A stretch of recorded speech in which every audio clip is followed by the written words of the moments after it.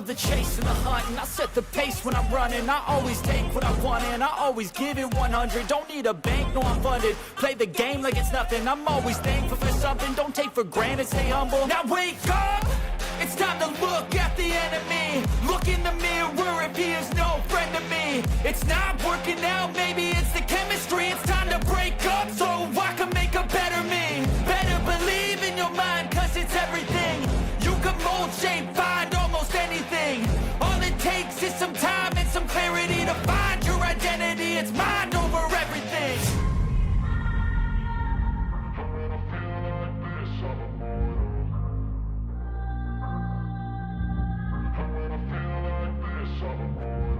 And when I feel like this, I'm immortal. When I feel like this, I'm immortal. When I feel like this, I'm immortal. When I feel like this, I'm immortal. Don't stop. Just keep it up. Don't stop.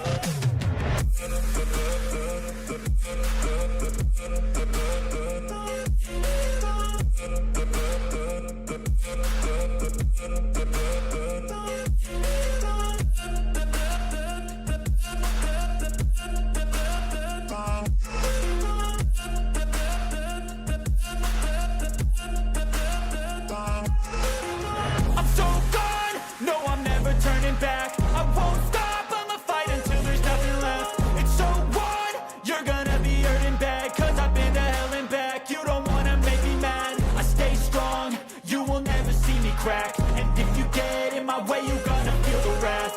Gotta say it to my face while he's looking back. Mirror breaks after math. When I hate, I attack.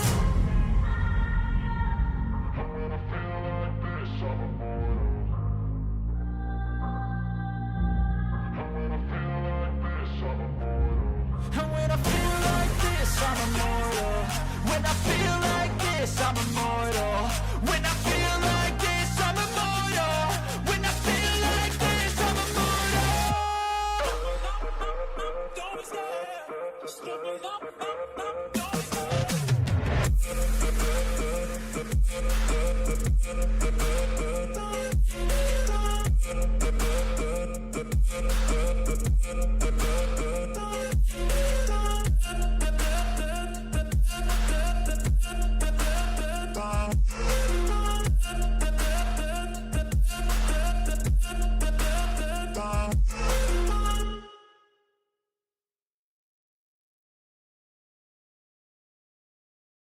What is going on, guys? It's the Mad Dragon. Let's get this stream kicked off and underway.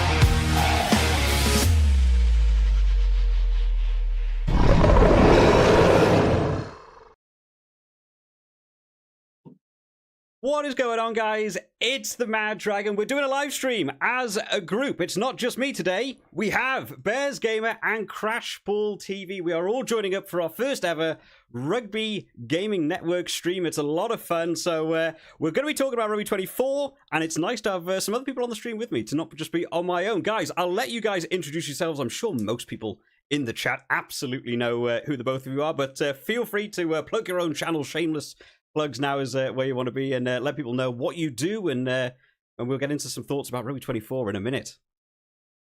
What do I do? Well, rugby gaming, what little there is of it, is what I specialise in. Bears Gamer.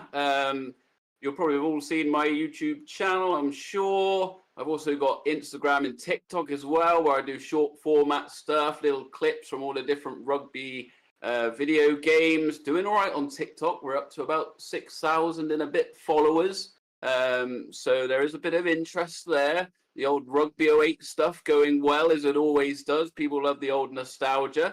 So follow me on Twitter, Instagram, TikTok, YouTube. What else can I plug? Have I got a cookbook or anything like that? No, I haven't. But yeah, that's about it. To be fair, that is just the most social media. I have the YouTube channel. I have a Twitter page that I put my videos on Twitter, and I have a Facebook page that I don't think I've touched since day one. So you're doing a lot better than me in terms of the social media side. Crashball TV, how's it going, buddy? Introduce yourself. Pretty good. After Bear's introduction, I don't know how I can go with this, to be honest. He set the bar. I don't think I can climb that high. But yeah, hey, I'm Chris. I'm Crashball TV. Great to be here. Sorry, my webcam is not on. Apparently, it didn't want to work today. But yeah, there's actually a big smile behind that photo. And there was a big wave as well, just like Bear's. So he stole my idea. But yeah, basically ventured into this. Always wanted to do some YouTube stuff. Never really had a topic that I thought I could cover with enough passion. Didn't think rugby was a big call on YouTube, but then discovered you guys, and here it is. So yeah, looking to push more content out as soon as Rugby 24 drops.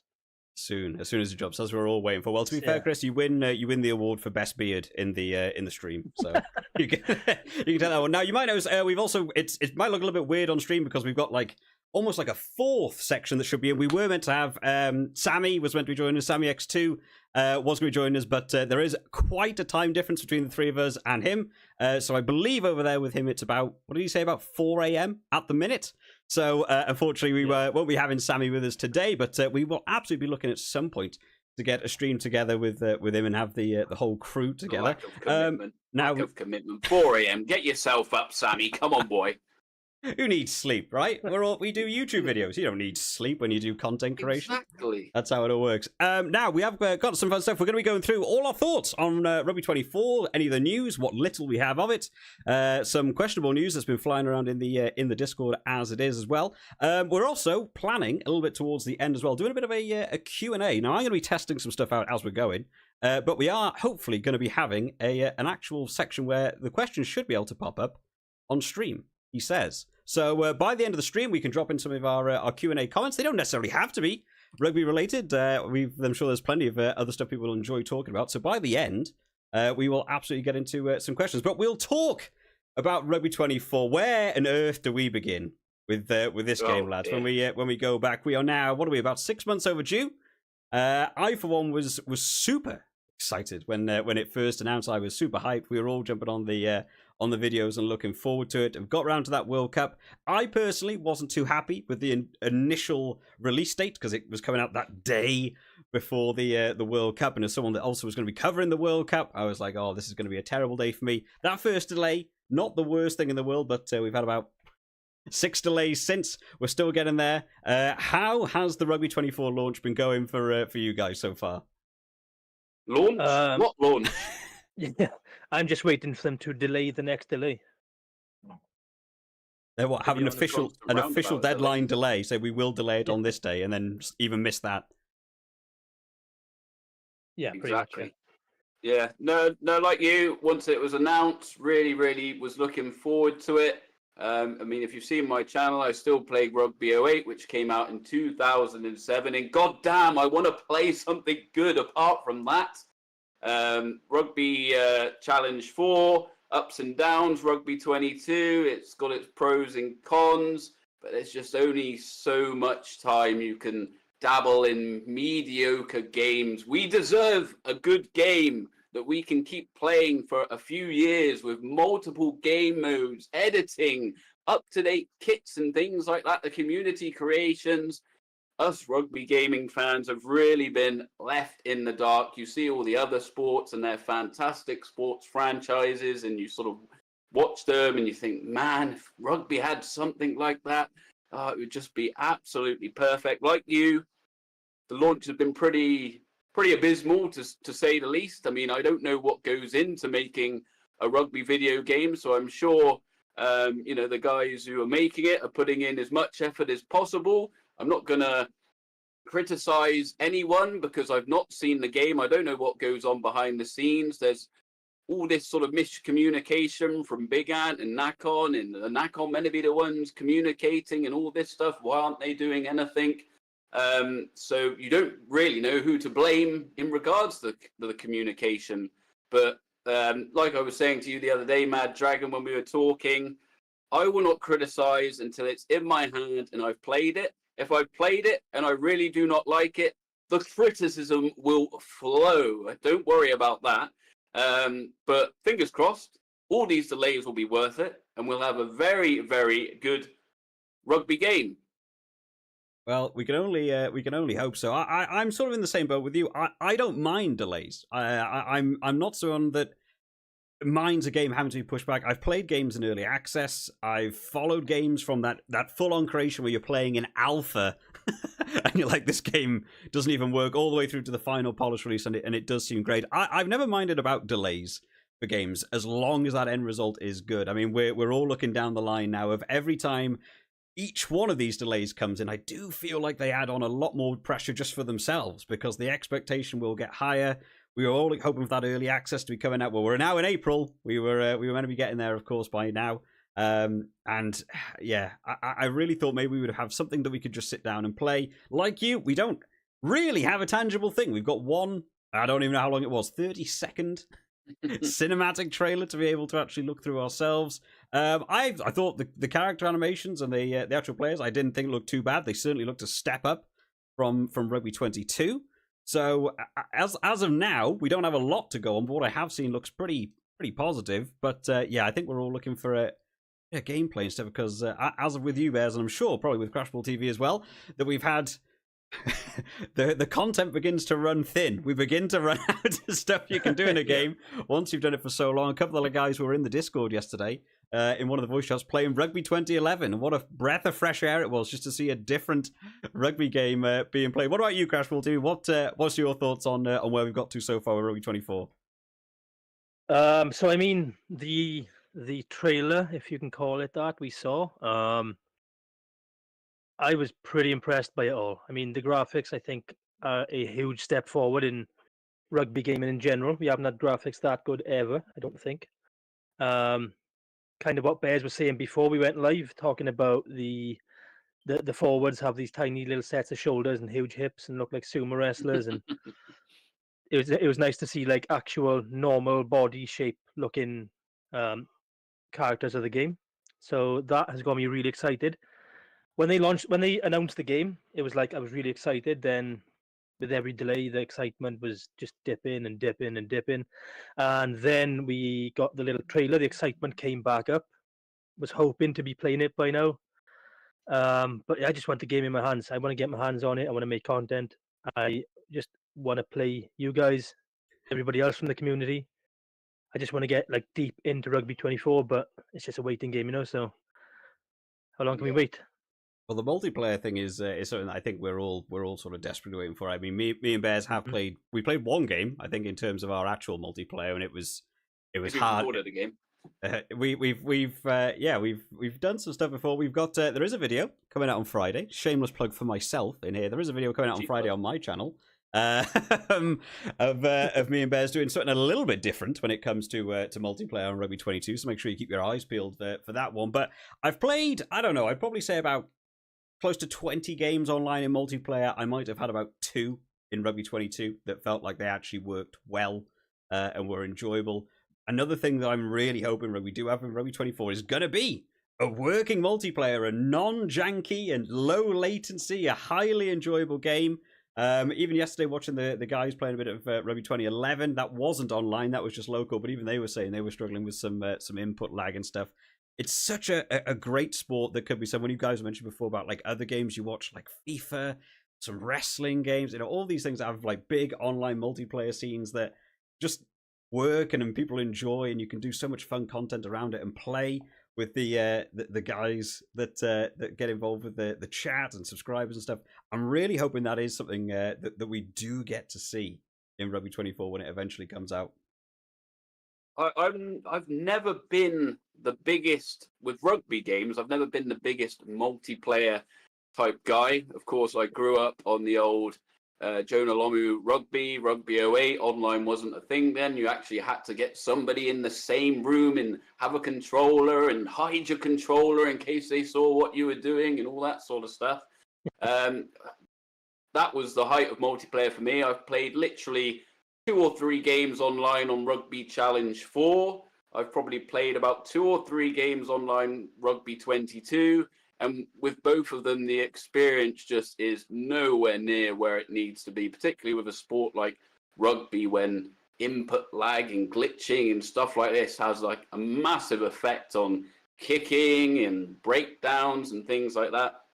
I've always been more of the single player mode type of guy, the career modes, things like that. I love firing up a brand new game, picking my favorite team and sort of going on that journey over several seasons. And again, I don't think there's ever really been a rugby game that has nailed a proper career mode. I mean, my favorite thing was the Rugby 08 World League, which was an absolutely incredible mode, some legendary players. You pick your team, the stars are completely wiped out. You've got absolutely no one. You've got to sign Bob the Builder and Dave the Dustbin Man and work your way up all the way through the World League, all the way up the elite divisions.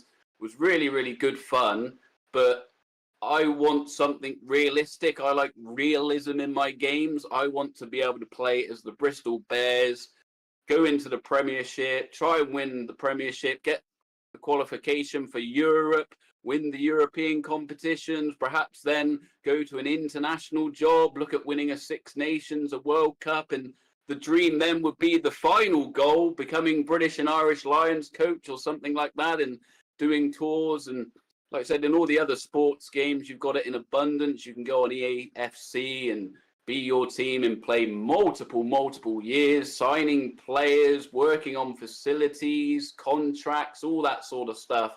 And that has just been something that's always been missing in a rugby game. I think my favorite career mode was probably Rugby Challenge 4.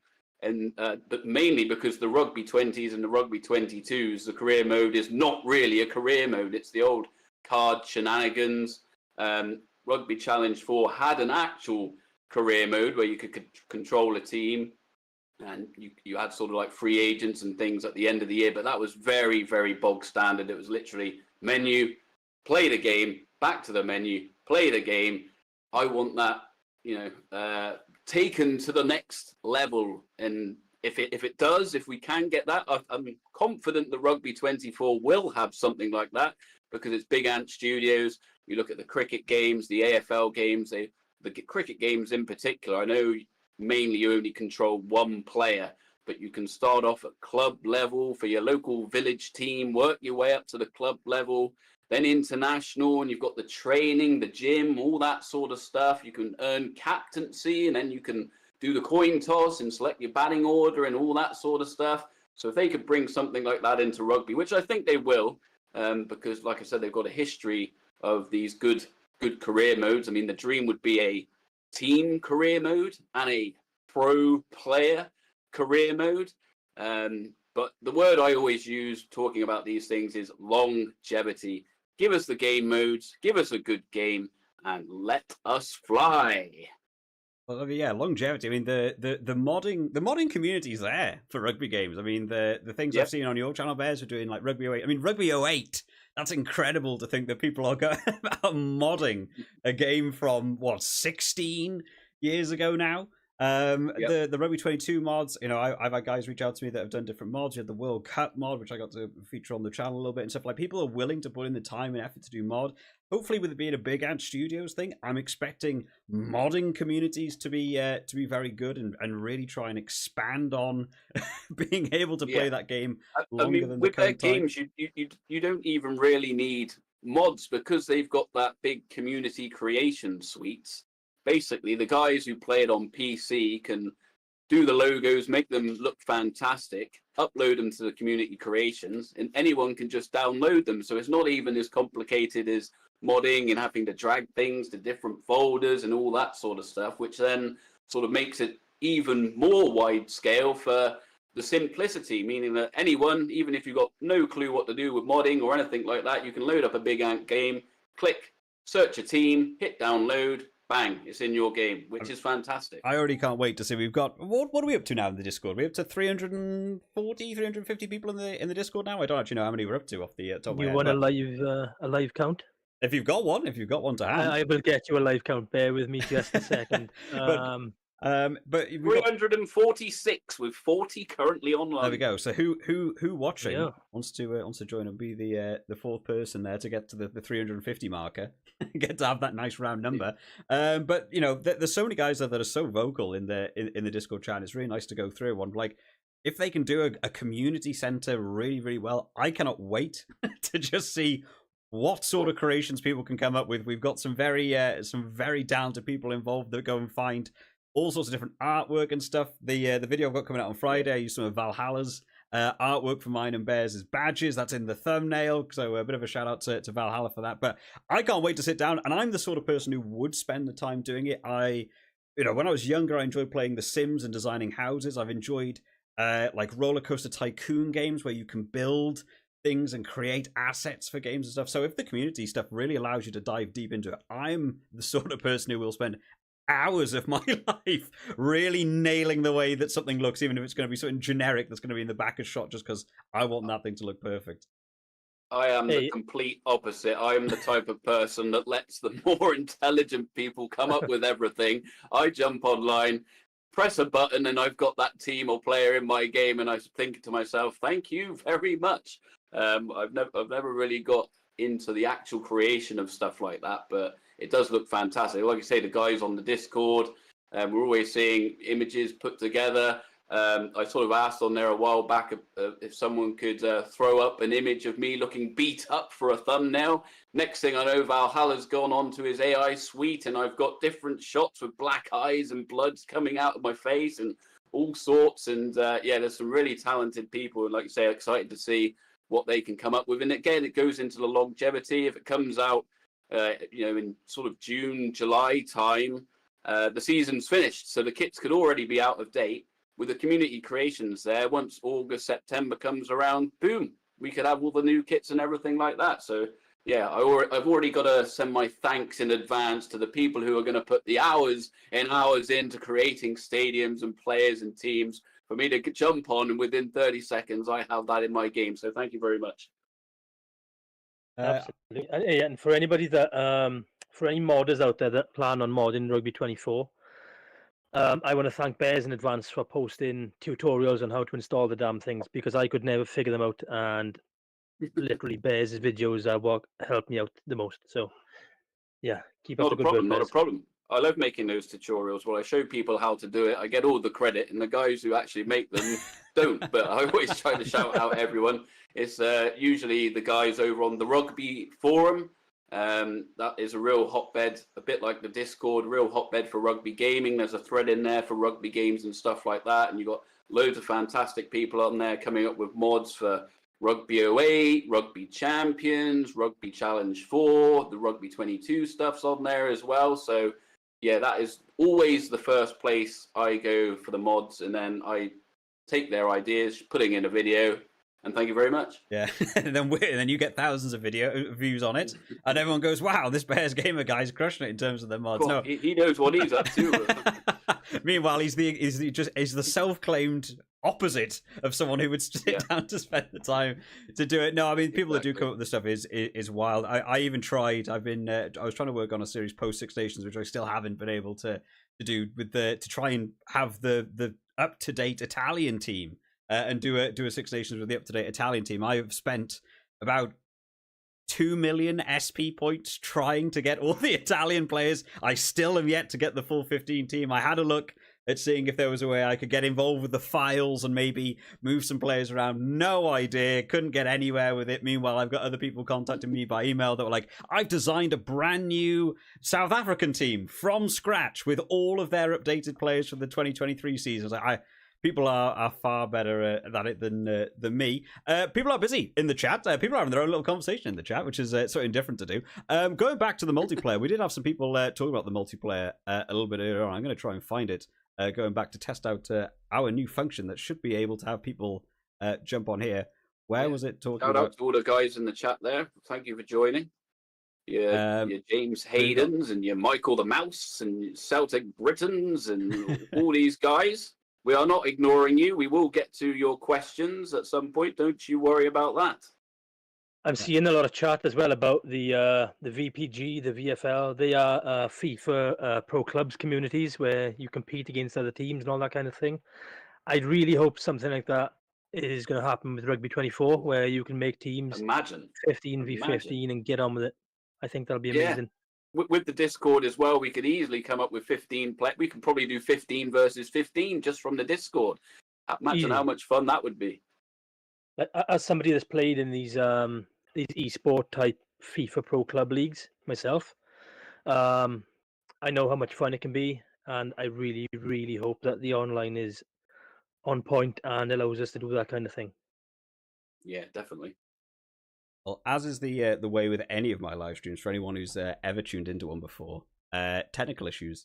The chat thing that I spent about 2 hours researching the other day and is just gone to naught. So I mean, this is why we don't create our own assets, right? I can get my question up and no one else's. So when we get around to the Q&A, I'll try and fix that in the background as we go. But I mean, to bring up the topic you mentioned there about esports, does anyone else think that Rugby 24, if they really nail this game and they get it to a really solid mechanically working standard, that this could be the sort of game that actually we could see doing an esport, even if, you know, I don't imagine it's going to hit the likes of a League of Legends or a you know, a FIFA tournament or what have you. But I mean, I feel like maybe we could do a small tournament, even if it's, you know, something that could be sort of you know, like a small sort of funded project. Maybe Big Ant would want to fund it themselves and have like a small prize pot and stuff, and actually have an esports team. I, for one, would love to have this be an actual thing that could get new people into the sport and into the gaming scene and get some new people in. 100%. It's things like that as well that can sort of make a game take off completely. I mean, you think about your Call of Duties back in the day where people used to just sort of buy it, play the single player campaign, go down to their local CEX or game and trade it in and go to the next game. And then all of a sudden there was this multiplayer boom where everyone was doing competing and ranked leagues and things like that. And then all of a sudden the content creator scene blew up with the old Optic Gaming and FaZe clans and things like that. And suddenly all the people making that sort of content, you know, we're getting hundreds of thousands of viewers. And I mean, we know the viewership is obviously slightly less for rugby, but I mean, you add in the esports, you add in the competitive nature. I mean, there's a lot of French rugby fans. It's probably, you know, I don't want to be controversial, probably the biggest place in the world for rugby. And they have a really good, I remember, I think it was Tennis World Tour where they sort of did an esports-like tournament with different things. So it's not like it's just for the big games like your FIFAs and things like that, but it's just that community element to it, going on, having a good time, you know, even if it's not with people you know. I mean, when I've played pro clubs on FIFA many, many moons ago, I remember just loading up and playing it myself and jumping into a game, didn't know anyone. And then suddenly we're all speaking on headset, we're all shouting at each other, oh, you go there and I go there. And next thing you're adding them as a friend, and then that person is there for you to play games with in the future. So it is such a big thing that more games should be, particularly sports, tapping into. And like you said, the very key thing for that whole system is a good functioning multiplayer. So as long as it all runs good and runs perfectly, then yeah, that's definitely something they should look into. And I know with the tiebreak early access roadmap and things like that, I know they've got on there at some point online tournaments will be added. So if the multiplayer is good, I mean, that sounds like fun. Say you loading up a online Wimbledon and you're competing and you get points for how far you get, stuff like that. You know, online Rugby World Cup or an online Six Nations. I mean, it would be absolutely brilliant. But like I said, the key is getting that multiplayer functioning first, and then hopefully adding all those game modes in and just letting the community go from there. Be fun to see an actual sponsored esport event where you turn up and they go, I'm afraid the multiplayer doesn't work. We're going to have to do local co-op. And everyone's there plugging in controllers sat on a sofa next to each other. Top-end competitors having to squeeze around the same TV in order to play against each other. No, if they can... Just imagine that. Imagine like everyone going to sort of Twickenham or something like that, and you know, there being a small crowd and, you know, getting players and stuff to present things. It would be amazing. And it would get views. It definitely would. You know, if you had blimmin' Maro Itoji there presenting awards, and you perhaps got a real life commentator there commentating on the games from TNT Sports or ITV, whatever it may be, and you get some of the best players in the game there competing, people would watch it. I'm sure they would. I just like the idea of people having to sit next to each other for local co-op, and you've got to take a line out and you're there. Don't let the other person see what line out position you're picking, and you've got to the brilliant sort of tactics of it all. No, I think it could be a thing though, and I would like it if you could represent, you know, a country, or if you could do. I'm not really sure what they do for things like FIFA, like the FIFA World Cups. Is it someone from that nationality plays in that team, or do the teams reach out to specific players to represent them in a country or something? I'm not really sure what the official thing to do is. I ain't watched too much of that FIFA stuff. I watched some of the I can't remember what it's called. It's like FIFA's where all the big players play, and it's got like this huge stage set up and there's monitors, and it's like watching a WWE show. Honestly, they got these huge screens and they got like techs and all these guys playing each other. I'm not sure what that's called. They do have similar things as well for like World Cup Rivals. I think that's what it's called. Yeah. They get like professional contracts, don't they, as well? Like I've seen sort of like Man City signing players for ridiculous amounts of money to represent them in esports and things like that. So it is an extreme level. We need Big Ant to make this happen, because I want to be involved with that. Suddenly I might start talking about FIFA. I saw something the other day, right? It popped up on my Twitter page. It was something to do with the Newport Dragons. They have either a gaming team or an esports team, one of the two, right?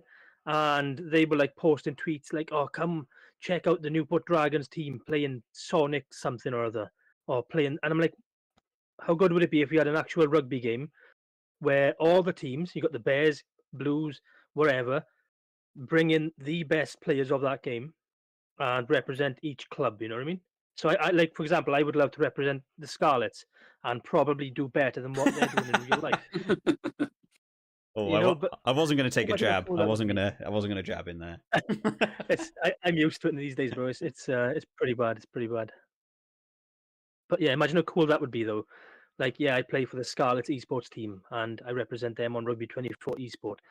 Imagine how cool, because you know for a fact there's going to be some people out there who are completely insane at a game, and you got that Tex kid, right, who plays for FIFA for, I think, Man City maybe, and he is just probably the best FIFA player in the world. He's unbelievable. I got friends who played against him. They paid to play against him, and he has destroyed them like 20-30-0 or something. Okay, and we're not that good. We're not that good at rugby. But imagine how cool it would be, though, as a rugby, you know, like, you know, Bears could play for Bristol Bears esports, and, you know, just blow it all up, and it would probably help grow the sport as well. Oh, and you could, I mean, people see that. There's an actual progression tree there, right, as well. Like if you had a Scarlets representative, an Ospreys, a Dragons, and you actually had the best players, you most likely there would then be a Wales team. They want to be represented. Well, who would they go to? Well, you got to go to one of the 4 clubs, and who are you poaching from one of the clubs to represent you internationally? Like there would be an actual progression system in an online space to be able to do that. And then, I mean, the interesting thing would be to see how it would get tied into. There was a comment in the chat by Cyrus who said they should have even teams mode that you can turn on, like in Madden. And I think I played FIFA 23 that had the same thing, that you could turn on the ability so that all the players and all the teams were just like rated like 99 across the board to make it more even. I'm not sure how you, obviously, if you had a representative doing New Zealand, and then in the World Cup you had a representative from Namibia going up against each other, you wouldn't want them to necessarily get tied down because of in-game ratings and stuff. I think it would be fun to have a sort of equal playing field and actually let people play with quite equal players. I don't know how that translates into other sort of sports competitions though, whether you actually just you turn up with the team as the team is represented in the game, and it's just up to you to do the best as you can do with them. Yeah, I don't think I would ever get to the level of some of these people who, like on a FIFA, will put in like 20 hours a day and know every nuance to the game and every back heel and every step over and all that sort of stuff. I just don't have the time to put into things. But I mean, if they needed commentators or things like that, they've got 3 ready-made right here. So even if we're not to the standard of these top-level Rugby 24 esports players, get us in to commentate and present the games. Pitch side analysis, all that stuff. Yeah, exactly. Screen side analysis.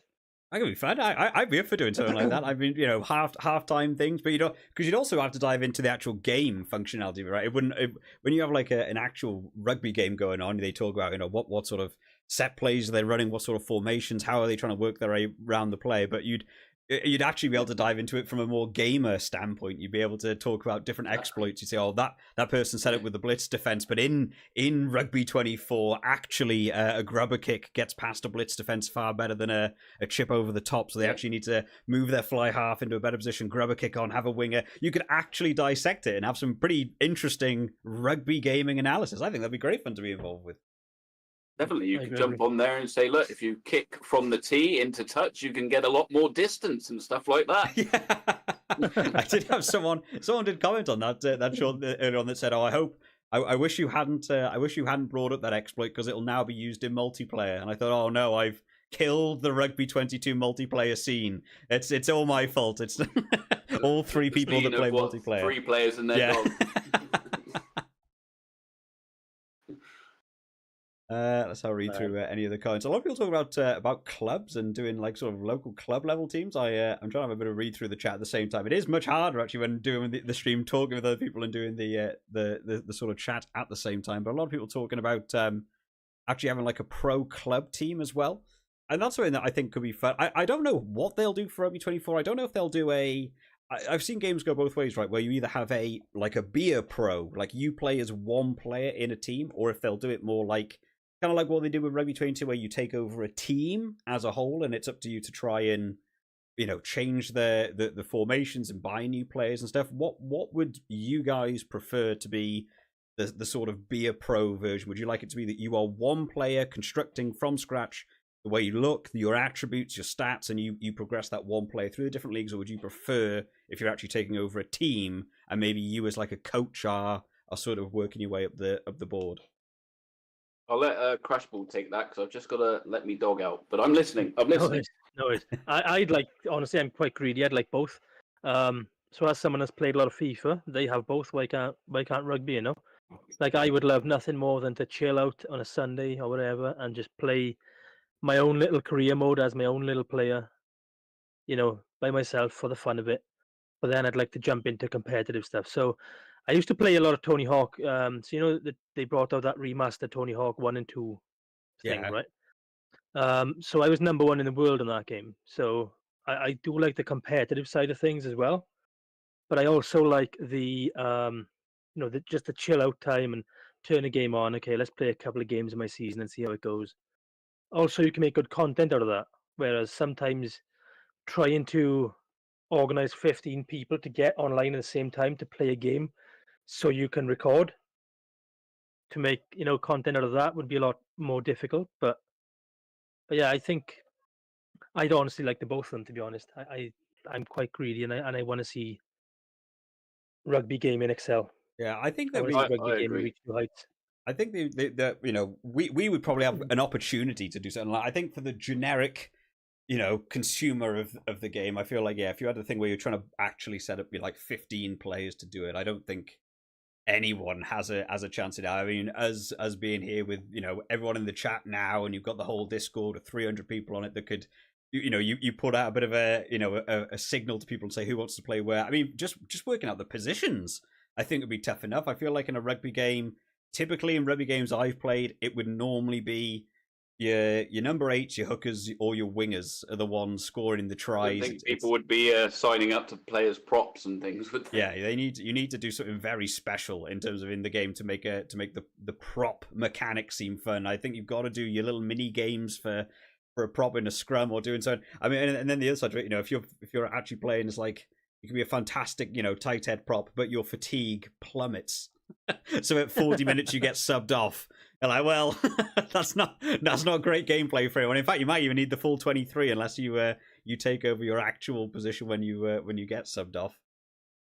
Yeah, I'm somebody's excited actually now played to find out that we've got a number 1 Tony Hawk skateboarding man in the community. I know. Oh man, I grew up playing those games. Absolutely loved them. Yeah. So yeah, well done to you. I imagine I'm seeing it now. You're one of those players who could string a combo together, kickflip, manual all the way, grind all the way around the whole level, kickflip, pop, shove it, all that sort of stuff. Rack up Pretty a much. massive combo. But yeah, no, that's class. And in regards to the pro club stuff, like Chris, really, I would like a bit of everything. I would like to. I think they should go with, if it's possible, to have the 2 types of career mode, like I've already mentioned. One where you can control a team, you're the manager, you can make signings, deal with contracts, salary caps, offer people buildings and different names like Saracen, so that you can bring them over, and all that sort of stuff. Give them a private island in offshore somewhere, and then a pro clubs one, a bit like the cricket games where you're just one player, you just that person. You can do interviews and press conferences, go out, play a game, do your training, have all that interaction, and then take that player online. Like we said, we've got over sort of 300 members on the Discord. We could quite easily, I would say, get enough players to, each of us could make a team and get representatives, and it could be Bears Gamer with Sheppy and Michael the Mouse and all of that versus Mad Dragon and Valhalla, and it would be really, really good. I mean, yeah, I think with the online stuff, I just don't want it to be just a generic online like most of the rugby games have, which is just you're loading up, you play a one-on-one game with someone, that's it. I would love to see like leaderboards and rankings and just give you a reason to go online. That's why I don't really play the rugby games online. If I knew, right, today I'm going to try and win 5 matches and that'll get me promoted to the next division in the online rankings, like it does with your FIFA, with your weekly rankings and stuff like that, and you're trying to get into weekend leagues and you can unlock stuff and earn credits and coins and things like that. You just need an incentive to do that, which a rugby game has never really given me, to be honest, online.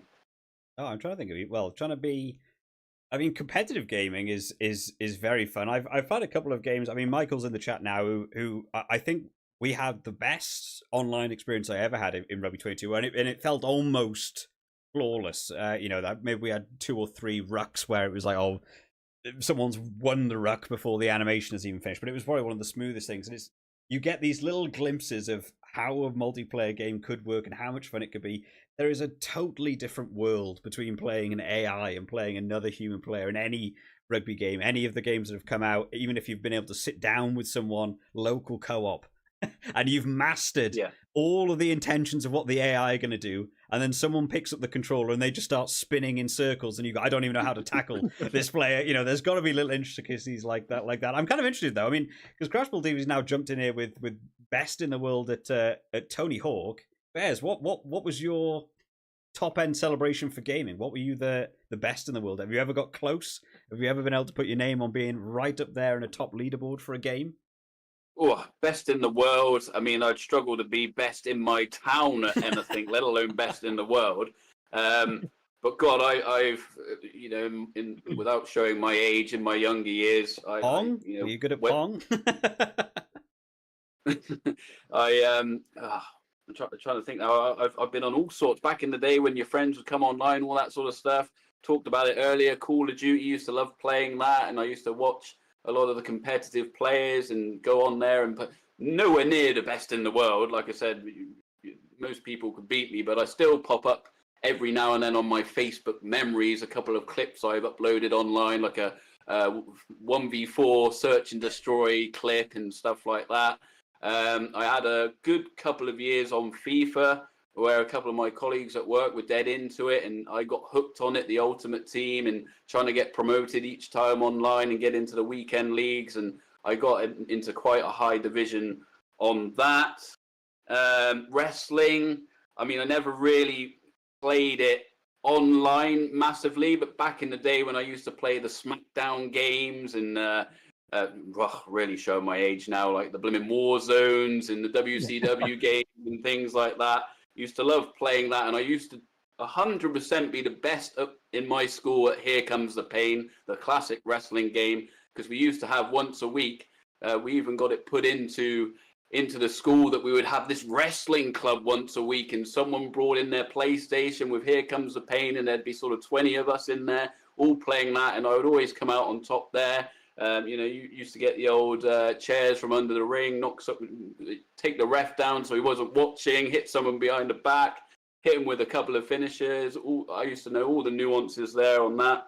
Trying to think, I mean, over the last sort of 4, 5, 6 years, just for personal reasons, family, work, all that sort of stuff, apart from rugby games, I don't really play any other games. I've recently picked up WWE 2K24, which is a lot of fun. I think that's the first non-rugby game I've brought in. I cannot remember. But it's brilliant because it's just one of them where you can load it up and it just all comes to you. It's like riding a bike. You can never forget, they say. You just put that controller in your hand. Next thing you know, RKOs are flying from out of nowhere, putting people through flaming tables and all that good stuff. But yeah, I'm saying all this because I'm trying to detract from the fact that I was never any good at anything, particularly not the best in the world, and hopefully everyone's forgotten about that and we can move on. Hey, yeah, I think it does happen as you get older. I remember I used to be really good at first-person shooters back in the day when it was like the first Black Ops, Battlefield 3 was a game. Had YouTube been kind of what it is today, you know, back then, I think Battlefield 3 could have actually, I was highly competitive at Battlefield 3. But then I remember picking up Cold War. When did Cold War come out? About 4 years ago, 5 years ago? Maybe I might be well off about that. But I remember playing that and thinking, oh, I can't wait to jump back into a first-person shooter. And I just couldn't even kill anyone. Everyone was just monstrous at that game. And I thought, well, it's outside of my range. My only claim to fame is a very niche game that if you're into your wrestling, you may have heard of, but you may have never heard of it, which was called Fire Pro Wrestling. Which heard of that one. Which was an arcade game on the Xbox and had a community of about 300 people, and I was absolutely in amongst that. I remember achieving #1 in the world at it was like like 4 people in the ring at one time, and it was first person to get the actual pin wins. I got to top in the world in that, and I got into like the top 10 in every other category for online multiplayer. But there was only about 300 people actually playing and actively being competitive. And that's my closest claim to fame. But Tony Hawk feels like a much bigger game than what it wasn't as big as it looked. It was like obviously a worldwide known game, but they never had any real kind of scene for it, you know, in terms of esport level. This is where Chris just lets us all down by saying there were 6 players playing online when he was the best in the world. Yeah, the leaderboard was actually only play hours, and he just happened to play it the most in the world. Tony Hawk actually tweeted me and things over it. I did a tweet saying like #1 in the world, baby, or something like that, and yeah, he reached out. That was pretty cool. But get him on. Does he know rugby games? Really a big old scene. There was never really like a big old scene for it, you know, like something like FIFA has. There was never really anything like that, which is a shame. I did try and start a movement, but it was about as useful as this season's Scarlet's attempt. So I yeah. think now we all know that we've got a history of wrestling games. I know Chris is a big wrestling fan as well. I think we should put it to the chat. I mean, should we all buy the new WWE game and we can have a content creator battle royal or something like that? Like my character's just gonna, for some reason, happen to be about 6'10" and an absolute unit. I could actually do something like that if you wanted to. I could like, we can all get in a Discord call or something, and we can I can stream the game in there, and we can all make our own characters, and then maybe I could run like a AI computer versus computer thing. I mean, that could be pretty definitely cool. Give me those sculpted Randy Orton abs that I definitely do have in real life. Of course, yeah. I mean, well, so we've worked out episode 2 of the Rugby Gaming Network is going to be wrestling.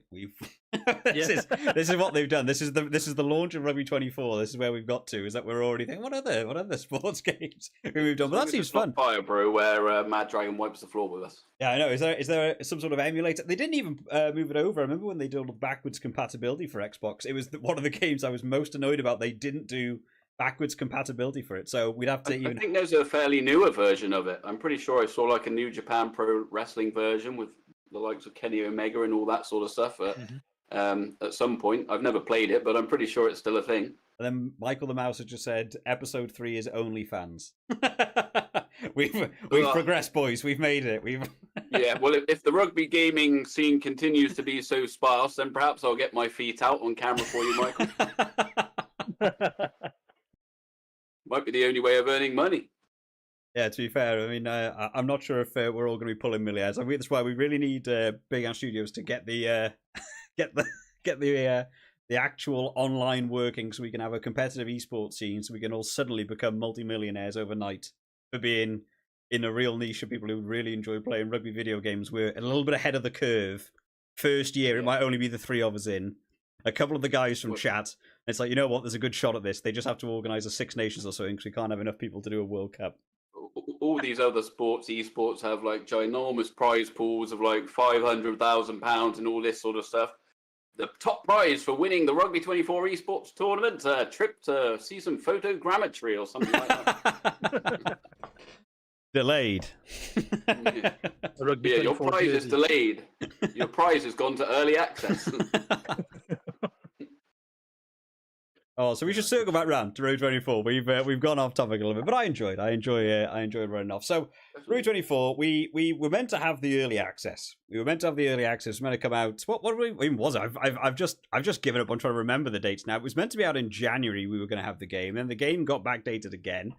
Then we were meant to have the early access for April, and that's been delayed again. I mean, one of the hot topics is now, how far down the line we're looking. Currently, there is no news for you guys in the stream. Unfortunately, everyone else won't be able to see it. We will have a quick flick over to Rugby 24. You guys can see the Twitter page. That's that is the message that we had to say that it wasn't going to be coming, which that was met with a bit of controversy though, because I did notice, and I think a few other people noticed, that they did keep deleting the post and then putting it back up, which I think a lot of people noticed. But currently we don't have a date for early access. We are looking further down the line, but they have said in that post that each delay is actually helping them improve the game, and we should be having a better game at the end of it. What are you two expecting from a actual early access? Are you expecting this game to be flawless on release of the early access, and they're basically just going to be looking to do small little updates and maybe updating some character models?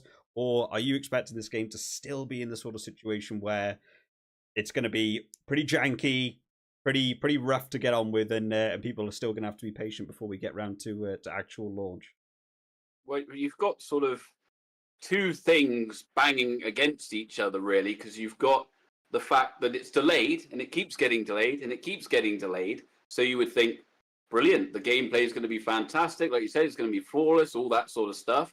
And then going against it, you've got the fact that, well, we haven't seen any gameplay. We've not seen a screenshot. We've not seen absolutely anything.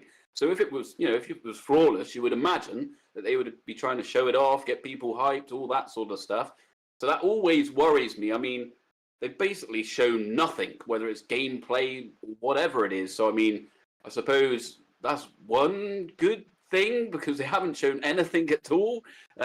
So perhaps the gameplay is looking good. I mean, it opens them up to huge criticism if early access does come out and the gameplay's all over the place, because they've specified that they feel like it's getting to a good place. In terms of what I actually think's going to be there, I still think we're a couple of months away. I've seen it sort of teased by Ross, the real Ross, over on Twitter or X or whatever you want to call it, that they're sort of waiting for a full competition to be in there. So I'm sort of predicting that hopefully it will launch with exhibition mode and a tournament, whether that's a Six Nations or the Rugby World Cup or whatever it may be.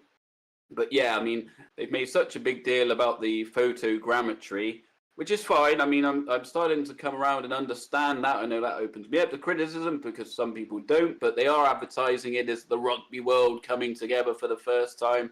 All these sorts of licenses. If DuPont walks onto the field looking like Dave the Dustbin Man and not the real thing, then it does open them up to a lot of criticism.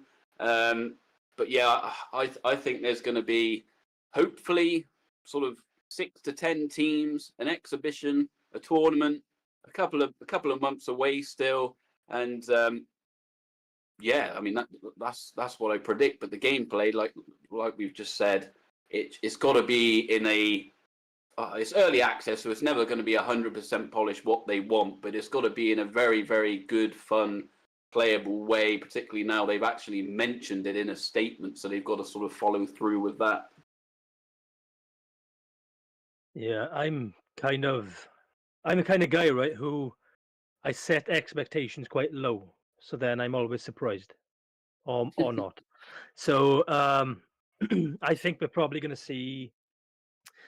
You ever bought a sports game and you're installing it and it says, you know, your game's ready to play, and then it lets you pick like 2 or 3 teams, and you Yeah. can just literally play like a Champions League final or something. I think that's what we're going to get first of all, and I think what they're going to do is they're going to take 3, 4, 5 of the teams that they've got the photogrammetry for all the players, and they're going to put them in. So then, bam, the game looks absolutely incredible. Secondly, I think the gameplay needs to be on point as soon as it releases, even in early access, because I mean they are obviously aware that they have people like ourselves here who will pick apart any part of game we get. You know, so any gameplay we get, we will, as a community, pick that apart and show it to the world. So I feel like that needs to be on point, but I'm actually just expecting very bare bones stuff to begin with, to be honest. I'm hoping they. I'm hoping. I mean, they're still a game development company, right? They still know what they're doing. For all the criticism that they get from the delays and stuff, I've been actually kind of happy that they have delayed it. I'm kind of glad that they've shown themselves as the company that isn't going to just say this in current state is terrible, but money is a thing. So here it is, and we'll fix it down the line. I'm glad they haven't done that. I'm glad it. Still nobody's purchased this game. We're coming at probably around to about a year from when it was meant to release to by the time it actually comes out, I would imagine, if we still got maybe a couple months left to go on it. So I don't mind that they've done those delays. I think I'm sort of in agreement with you, Chris, that the gameplay is going to be, for me, one of the big fundamentals. I think for a lot of people, the key thing is going to be landing the mechanically solid, enjoyable to play game. I'm not somebody who cares that much about... I enjoy a game looking good, and I enjoy the graphics look like a high quality. I don't mind too much if players don't look like exactly how the players look. For I know that they want to land this photogrammetry thing. They really want to do it. They've put out so many posts and so many big claims about it. I can understand that would probably be one of the big points they want to manage, because they don't want to add fuel to the fire of early access and people don't like it. It'll be one of the first things people will jump on. We saw it with the trailer, right? I had loads of comments from people saying a Toje doesn't look like a Toje. Oh, everyone's got the same body shape and body style, and people are already trying to pick apart the way the game looks, even though you really have very little to go on. So for me, if they can land the mechanics and having a really fun, solid game, I'm still going to be up for singing its praises on release, even if it doesn't necessarily look the best. You can increase graphics and you can add better players, but I understand their concept of being like, this is, do they even self-claim this was going to be the biggest rugby game ever? I can't even remember from all the different posts I've seen that they almost made that claim. So once you say it, you've got to actually step up to it and have this really solid piece of game at the end of it. For me, though, it's all going to be about the gameplay, as opposed to having even the licensed teams. I don't even know if I would mind too much about having a full licensed team. If you're going to go for a tournament, I assume you're looking at something like the Six Nations, because you could have a 6-team international tournament rather than trying to achieve the World Cup straight from the off. So I'm really hoping that the gameplay is managed for me. I'm going to be less critical about the actual visuals and the way the characters look, but I do kind of understand why they've delayed it, but I can also understand why people are going to get annoyed. But unfortunately, we're always going to have those people who are going to look to be negative. I don't really think they could put out the best rugby game ever tomorrow, and there would still be people who are going to say, oh, this looks terrible. Oh, I managed to do this thing wrong. There's this glitch. This thing goes wrong. People are going to still look for that. But yeah, if you can release the early access in the best possible state you can do and then work on it from there, I haven't minded the delays, but my biggest fear right now is that they do have that early access begin and we play it and it's just awful. And I think that's what everyone's biggest fear is. That's why we all want to see the gameplay. We all want to see some sort of trailer just to put that out of our minds. As soon as you can stop having that fear, I think that would all make everything a lot better for a lot of people. Yeah, all I'm worried about is selecting Narnia and having all the correct player faces. So that's my number one thing. I think what they need to do is just early access, make a good impression, like make it, bang, there's what we've got, make that first really good impression, and then just build on it. I mean, if you put people in the right mindset that, wow, okay, this game is actually looking really good, playing really good, it can only get, better from here, then I think that's a good thing. The only bad thing with Big Ant, particularly this year, is their track record of a good first impression is nowhere to be seen.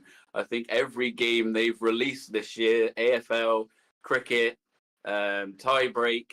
I mean, all right, you can sort of write off tiebreak a little bit because it's in early access, but the other two in particular, they've launched these games, and I think AFL in particular was absolutely. I've not played it, but just judging from the reactions of the community, it was absolutely awful.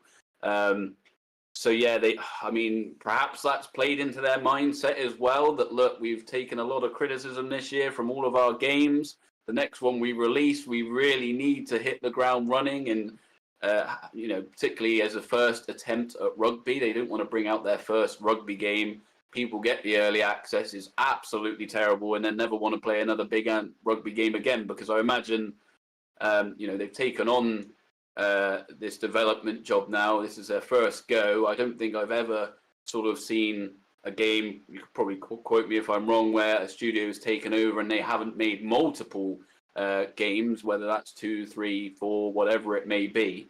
So you would think they're in it for the long run, and I think the first impression for this is going to be absolutely vital if they want to keep people buying their rugby products going forward. Yeah, I agree with that. Yeah, well, hopefully they do just. I mean, we still don't know. We don't know. Behind the scenes, we don't know what goes on. We don't know. What's going well, what's going badly. I think that's something that has annoyed people is that level of communication. I think other people would just like to know, but that would help settle a lot of the things we've seen. A lot of different fake pieces of information thrown around. People just making stuff up, and then that then gets spun around. Everyone has to try and debunk that thing. Sometimes not having your own news cycle and you being the guys to go to, and if you have people like us making videos about it that can cover it and spread it to a wider source of people, that communication is good. But we really don't know what's going on behind the scenes. For all we know, that game is done. It is ready to go. It is the best thing you have ever seen. And hang on, I'm just looking out the window. Yep, that's a pig flying. Yeah. But then somewhere further down the line, there might just be someone at NACON whose job it is to greenlight it. It's ready to go, and they're on holiday, and they've been on holiday for the last 6 months, and they've just not there. And they're like, well, we can't do anything till Jerry's back. Oh, great. Well, we all just sit here and be quiet, and we're not allowed to do anything or say anything. So hopefully it's a case of that, they're absolutely on top of it. They do know what they're doing. But I do think a lot of people would just want to see that that actual communication increase. I don't even think people have minded too much about the delays had it not been like the day before. And they said, "Oh, by the way, we're not achieving this." If you know, with most big projects, I imagine games is absolutely falling that.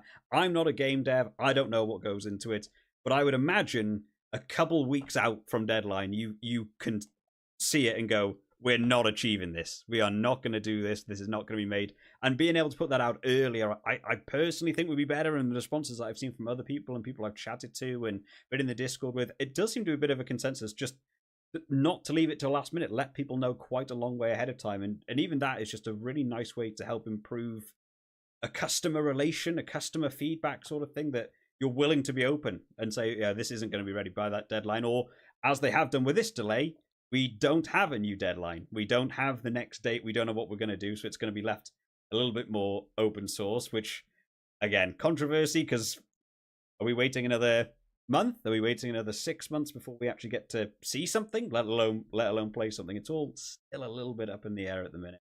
Yeah, I mean, I try my very best to stick up for them when I can, but the communication, you're right, 100%. There is nothing positive at all to come from no communication. It's like they don't want people to buy the game or know about the game. It's like they want it to release quietly at 2 a.m. on a Sunday morning, sweep it under the carpet. There you go. Keep the hardcore fans happy, and they're not worried about anyone else. I mean, even like during the World Cup, no promotion whatsoever. I know the game wasn't ready, but surely it was at a point where you could at least show a screenshot of a ball on some grass or something like that, or whatever it may be. I mean, the Rugby 24 Twitter page did go through a brief period where it was sort of commenting on real life rugby. I remember something popping up about Leinster, showing some clips and things like that. And I thought, here we go. Now we're getting into it. They're interacting. They get involved. They were replying to a few comments. I think that lasted a week and a half. And then it just completely disappeared. And all we've had since is, the non-regular updates on the delays, but like I said, there's just no positive about it. And I'm not directing this at Big Ant, because I know it's been made clear that they're just developing the game and it's Nacon that should be communicating, and they're the ones running the Twitter page and the social media and all that sort of stuff. And Nacon were a huge game company. They do all sorts of different games, a lot of money behind them. There's obviously some smart people there who are working on all this sort of stuff. And I just can't imagine, like, they're sat round the table on a Monday morning, weekly brief. Right, we got all these games. We got Rugby 24 in the pipeline. Should we send a thing? No, we don't want to say anything about that. Let's just be quiet. No one needs to know about the game. We don't like money. We don't like people buying our product. Let's not say anything at all. It just really baffles me. It really does. I mean, you don't have to be saying things every single day. Once a week, once every 2 weeks, just, like they were doing, comment on some real life rugby. There was nothing during the Six Nations. I don't think there was anything once South Africa won the World Cup, just like a social media post saying, congratulations, South Africa. I hope everyone's looking forward to playing as them in the game. Just anything like that. It doesn't even have to be game related. But like you said, I think Greg, was it you were on about? I think he must be the social media manager, the one who's on holiday for 6 to 9 months, because it's just completely fallen off the edge of the cliff. All I can imagine is that there's just nothing positive about it. Is that the guy who runs the social media is actually just one of their game devs, and they were like, we need all hands on deck. Pull the social media manager, get him over here, get him working on this this game.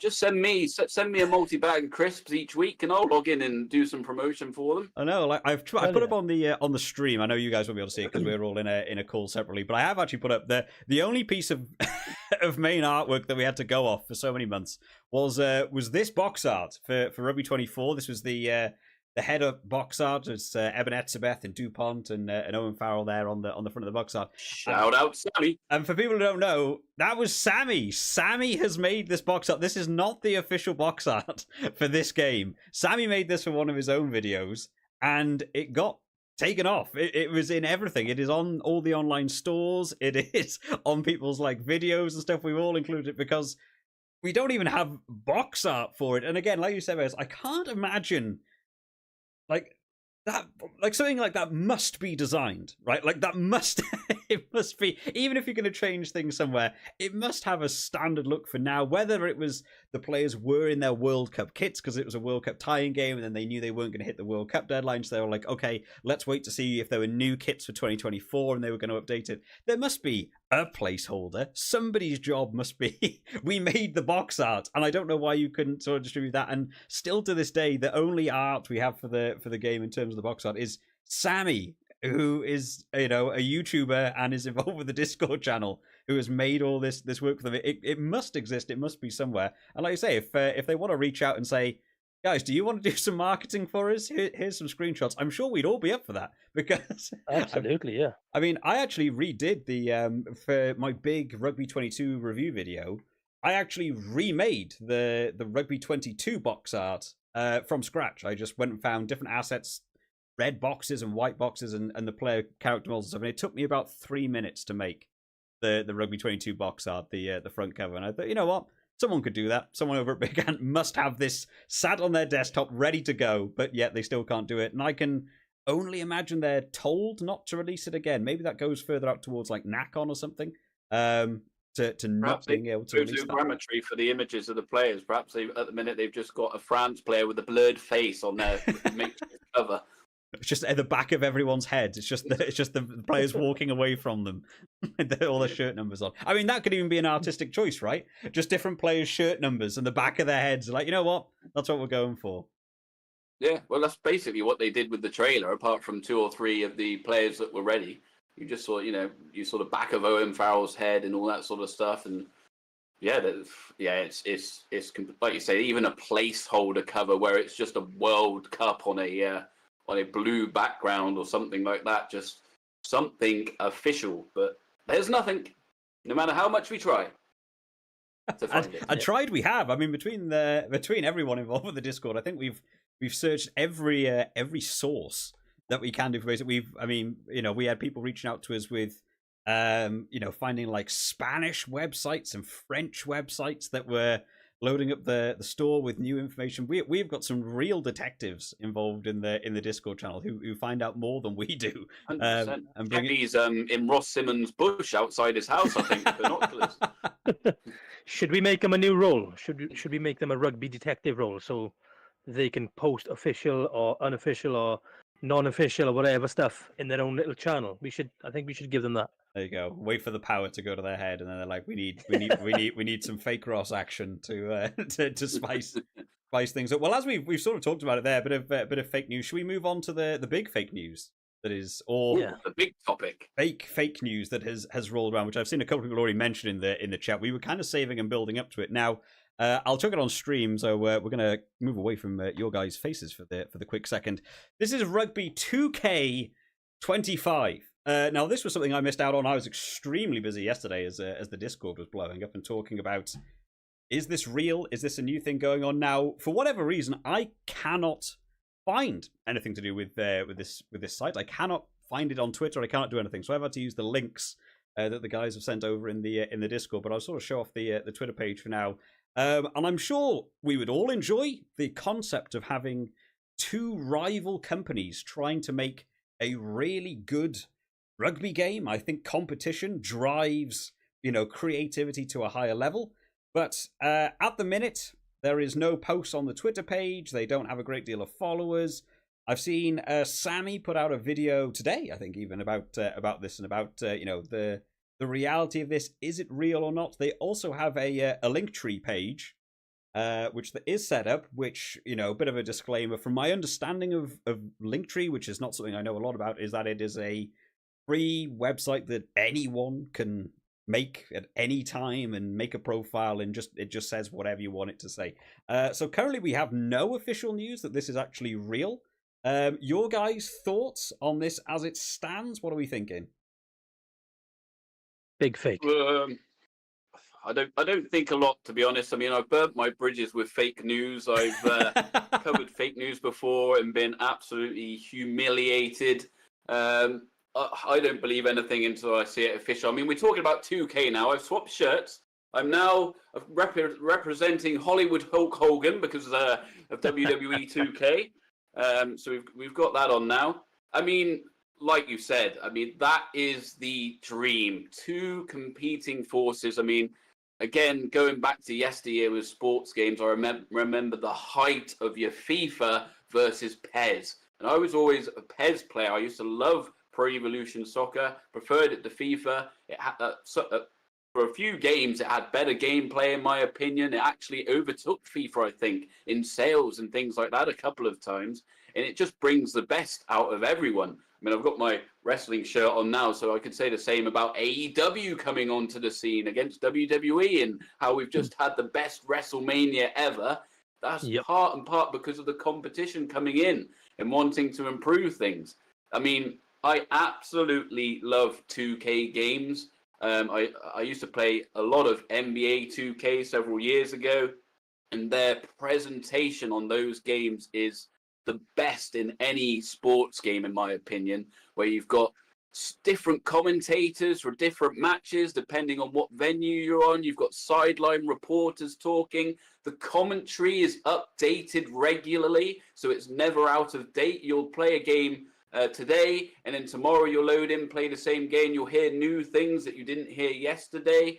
The players coming onto the to court with national anthems and things like that, mascots jumping around, halftime shows. I would love a halftime show in a rugby game. In the NBA ones, they cut to halftime, it goes to Shaquille O'Neal and some presenters in the studio, and they talk through the game in a highlights package. Imagine if it's halftime on Rugby 24 and you fly off to a studio and Lawrence Delalio's there with Johnny Wilkinson and all of that, and they're discussing your game and saying, look at him, he's exploiting that glitch, that's not good. Oh, we're back to the second half and all that sort of stuff.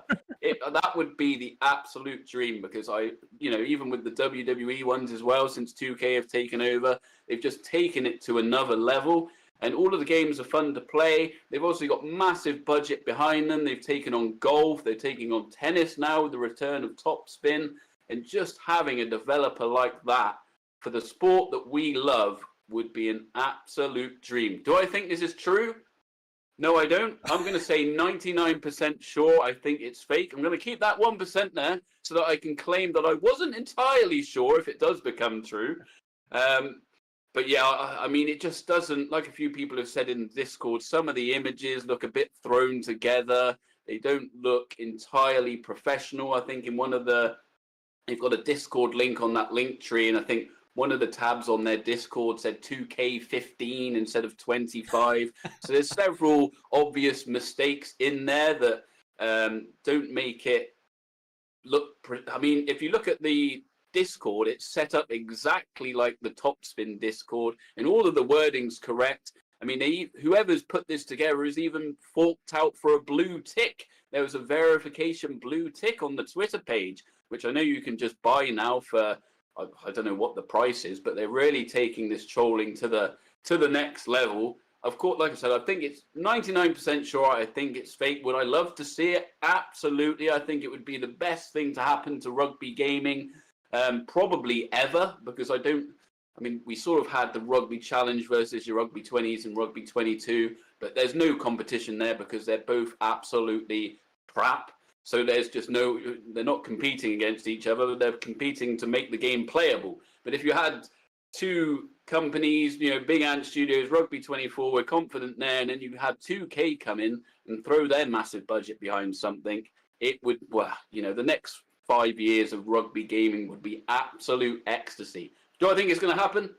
No. Brackets, 99% sure. Would I love to see it happen? Yes. Yeah, pretty much the same thing.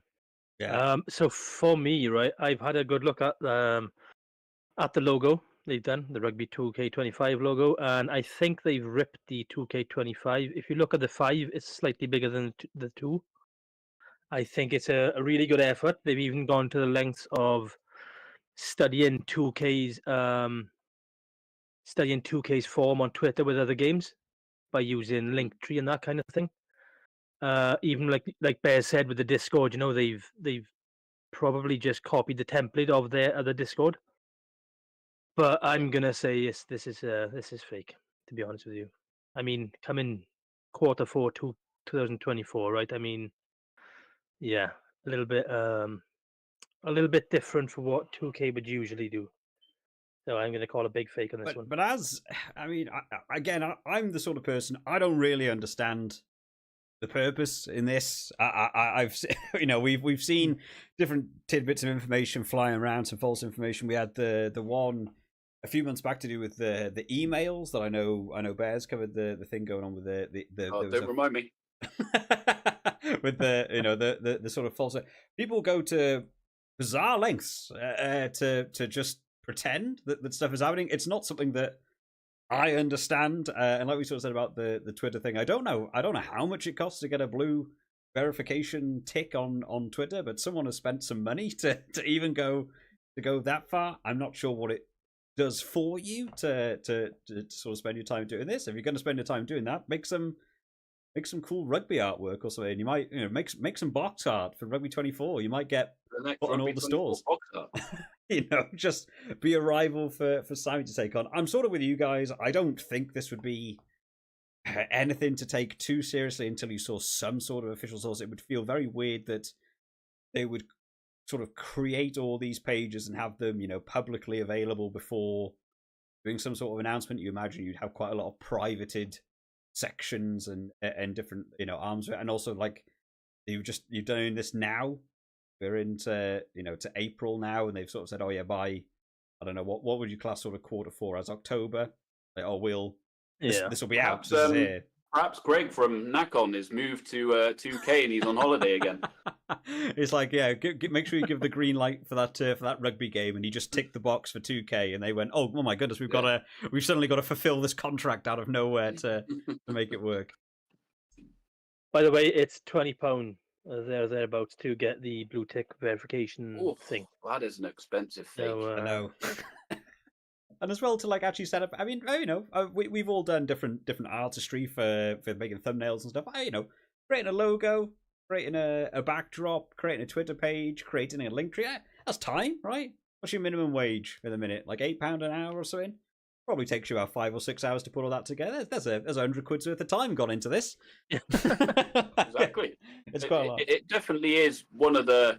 Like you said, we've seen quite a few fakes over the last few months, and I have to say this is definitely the best one. Round of applause to whoever come up with this. Well done, well done. You deserve a bit of credit. You've lost £20 getting a blue tick, but you've got a round of applause from the Rugby Gaming Network. But yeah, like you guys said, it's fake. Although from a distance it looks very good, when you get up close with the images they put on there. Like Chris said, with the 2K25 and in some of the straight edges on certain parts of the logo, it is maybe I'll try and earn that £20 back that I've lost on my blue tick by betting you guys that it's fake.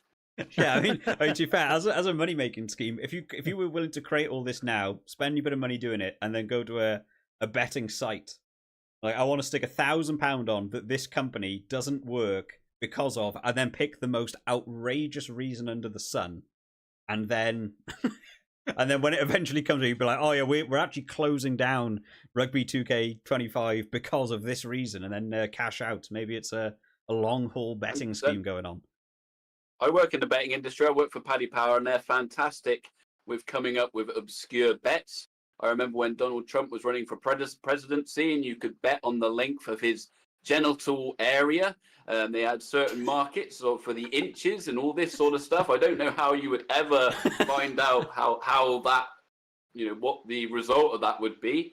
So yeah, perhaps I'll put it to the higher ups and say, look, can we get some rugby gaming markets? Because if they had a yes and no bet available for Rugby 2K25, I would be putting all my money on it being fake. I would be saying, yes, it's fake, and earn an awful lot of money. Knowing my luck, it would probably backfire, and there would be an announcement that 2K25 Rugby is coming out, and that's it. I would need to make content on it to get me money back. But look at that guy with all his insider trading over at Paddy Power and still losing. That's about how betting works in my world. Yeah, you're still getting it wrong. Yeah, that's definitely my betting career, I can tell you. Jeez. Yeah. I mean, if it's true, great. If it ain't, then kind of expected, I mean, it's kind of Yeah. wild to think that maybe the detectives in the Discord server are so good at their job. Maybe this was going to be a bigger thing. Maybe someone was going to create this page. They were going to fill it out a lot. They were going to, add more and more stuff, get some tweets, and really get some hype going. But the people in the Discord server are so dedicated to finding out all this bits of information. They found it too early, and now it's just a waste of time because everyone's like, well, this is just not ready to go. They had incorrect logos and incorrect numbers and stuff on it.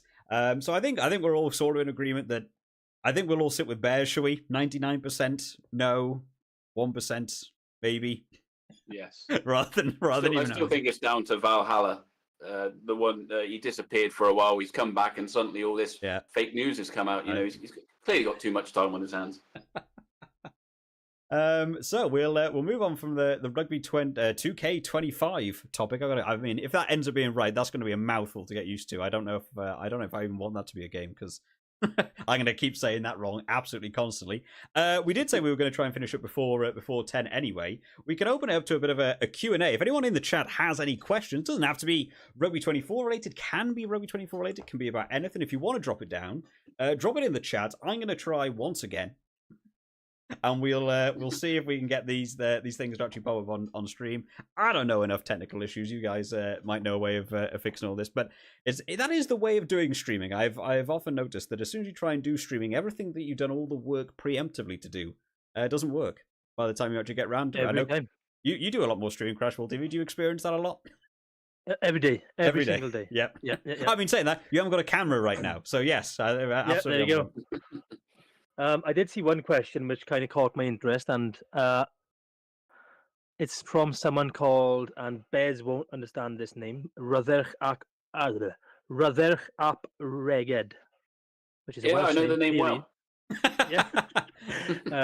The question he asked is, if a pro club's game mode is in and you all put together a team, what positions will you three play?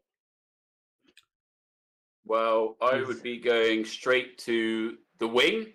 Nice. That would be my position. In my limited time of actually playing real rugby, back in the end of my school days, that is where I played, because I had a lot of speed and not a lot else.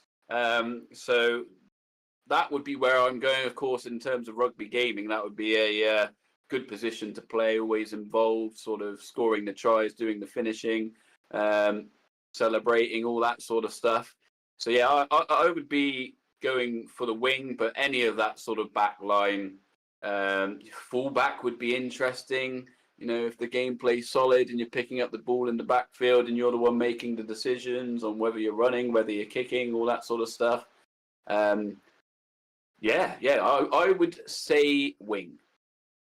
Yeah, I think wing is such a valuable thing in a rugby game. I have got the question thing working, by the way. I'm very happy with myself that I've actually managed to get it. Well done, Matt Dragon. Another round of applause coming. We've got something going on there. I think just an involved position, I think for me. I think I used to play scrum half, so being involved in scrum half as well, I think would be sort of fun. I think the thing would be, how you'd sort of build a character, right? I mean, you've got, players like Lomani over at Fiji, who also sometimes will do the kicking towards post. So trying to do a bit of a scrum half build where maybe you would also be the designated kick taker for the team. I don't mind the idea of playing that sort of supporting role in a game, actually. And, you're trying to find that perfect flat pass, past two players for them to hit the line, get out to a Finn Russell or something, or maybe you do the classic sniping run yourself. I think I could enjoy doing a scrum half role. But I have seen that a couple of people actually put in there about playing back row, maybe number 8. Picking off the back of a scrum, bit of a charge on the go. I want to be a tight head prop with an incredible handoff and a booming right peg. Yeah, a tight head prop with 99 speed. You want to be just an absolute monster all over the park. I'd love that, honestly. Let me little rip-in machine. Have a scroll down of what other questions we've got on the go. I'm trying to catch up now. There's another one here. A question for Bears, specifically for Bears. Have you seen the concept for a North versus South England game, and what are your thoughts? Yes, I have seen that. I think it's a good idea. I've always wanted more games like that. I love the American sports with their all-star breaks and things like that, where you've got West versus North versus South, East versus West, whatever it may be. I think rugby should be building into that more. Days like I'm really interested in perhaps going to Twickenham in the summer. They've got that double-header game, the Wales versus Springboks, followed by Fiji versus the Barbarians. Like something like that, like a big event. Get your celebrities there, get a lot of music pumping, get the crowd full, cheap tickets, beer, food, all that sort of stuff. Cheerleaders, fireworks, flames. North versus South teams show up. You can swap teams at halftime, so a lot of players are getting involved. You can bring in guest coaches and things like that. I think it's fantastic. I think it's a really good idea, and I would love to see sort of regular northern versus southern hemisphere matchups as well, like the best from the northern hemisphere against the southern hemisphere. I know they've also been talking about recently like a sort of World Club Cup competition, which could be exciting as long as all the teams are keen to be involved and it's not a bunch of reserve teams and things like that. But yeah, I like the idea, and any time rugby is thinking out of the box, I'm happy to do, because I've been an avid sort of promoter of rugby being stuck in the dark ages for many, many years. It's one of the main reasons I started rugby content on the channel, because I've got a son who grows up where he enjoys football, things like that, and he's so excited with all the different football things going on in the video games, and just rugby, there's just not that same interest there with the younger generation. It's just so built for the old guys, and we're not changing anything, and we like it how it is, and all that sort of stuff. The more they think outside of the box, the better. And something like North versus South would be very good. But yeah, back to I was saying, Rugby Gaming started that on the channel because I think gaming is a fantastic avenue into the sport. Many times, I remember my friend wanted to go to an NFL game at Wembley, and I knew nothing about NFL, so I picked up Madden on the cheap, played it, didn't understand any rules or anything like that. I basically learned the game, the actual game, through the video game, and became a fan of it. So there's so many things like that. If Rugby 24 came out, it had the esports scene. People saw that, they wanted to get involved. They're playing the game, they're learning the rules, and then all of a sudden they think, you know what, I might go to a Bristol game at Ashton Gate because I understand the game now thanks to the video game, understand the rules, and it's just a great, like I said, avenue into that real thing. I've completely waffled on from the question, but yes, it's a good idea. Well, I did see they were talking about doing a Southern Hemisphere version of the Lions. I remember that being floated around like a month ago. You could do a Lions tour, but then even have a Lions versus, I don't know what this. I mean, if anything, Lions you'd associate with Southern Hemisphere, right?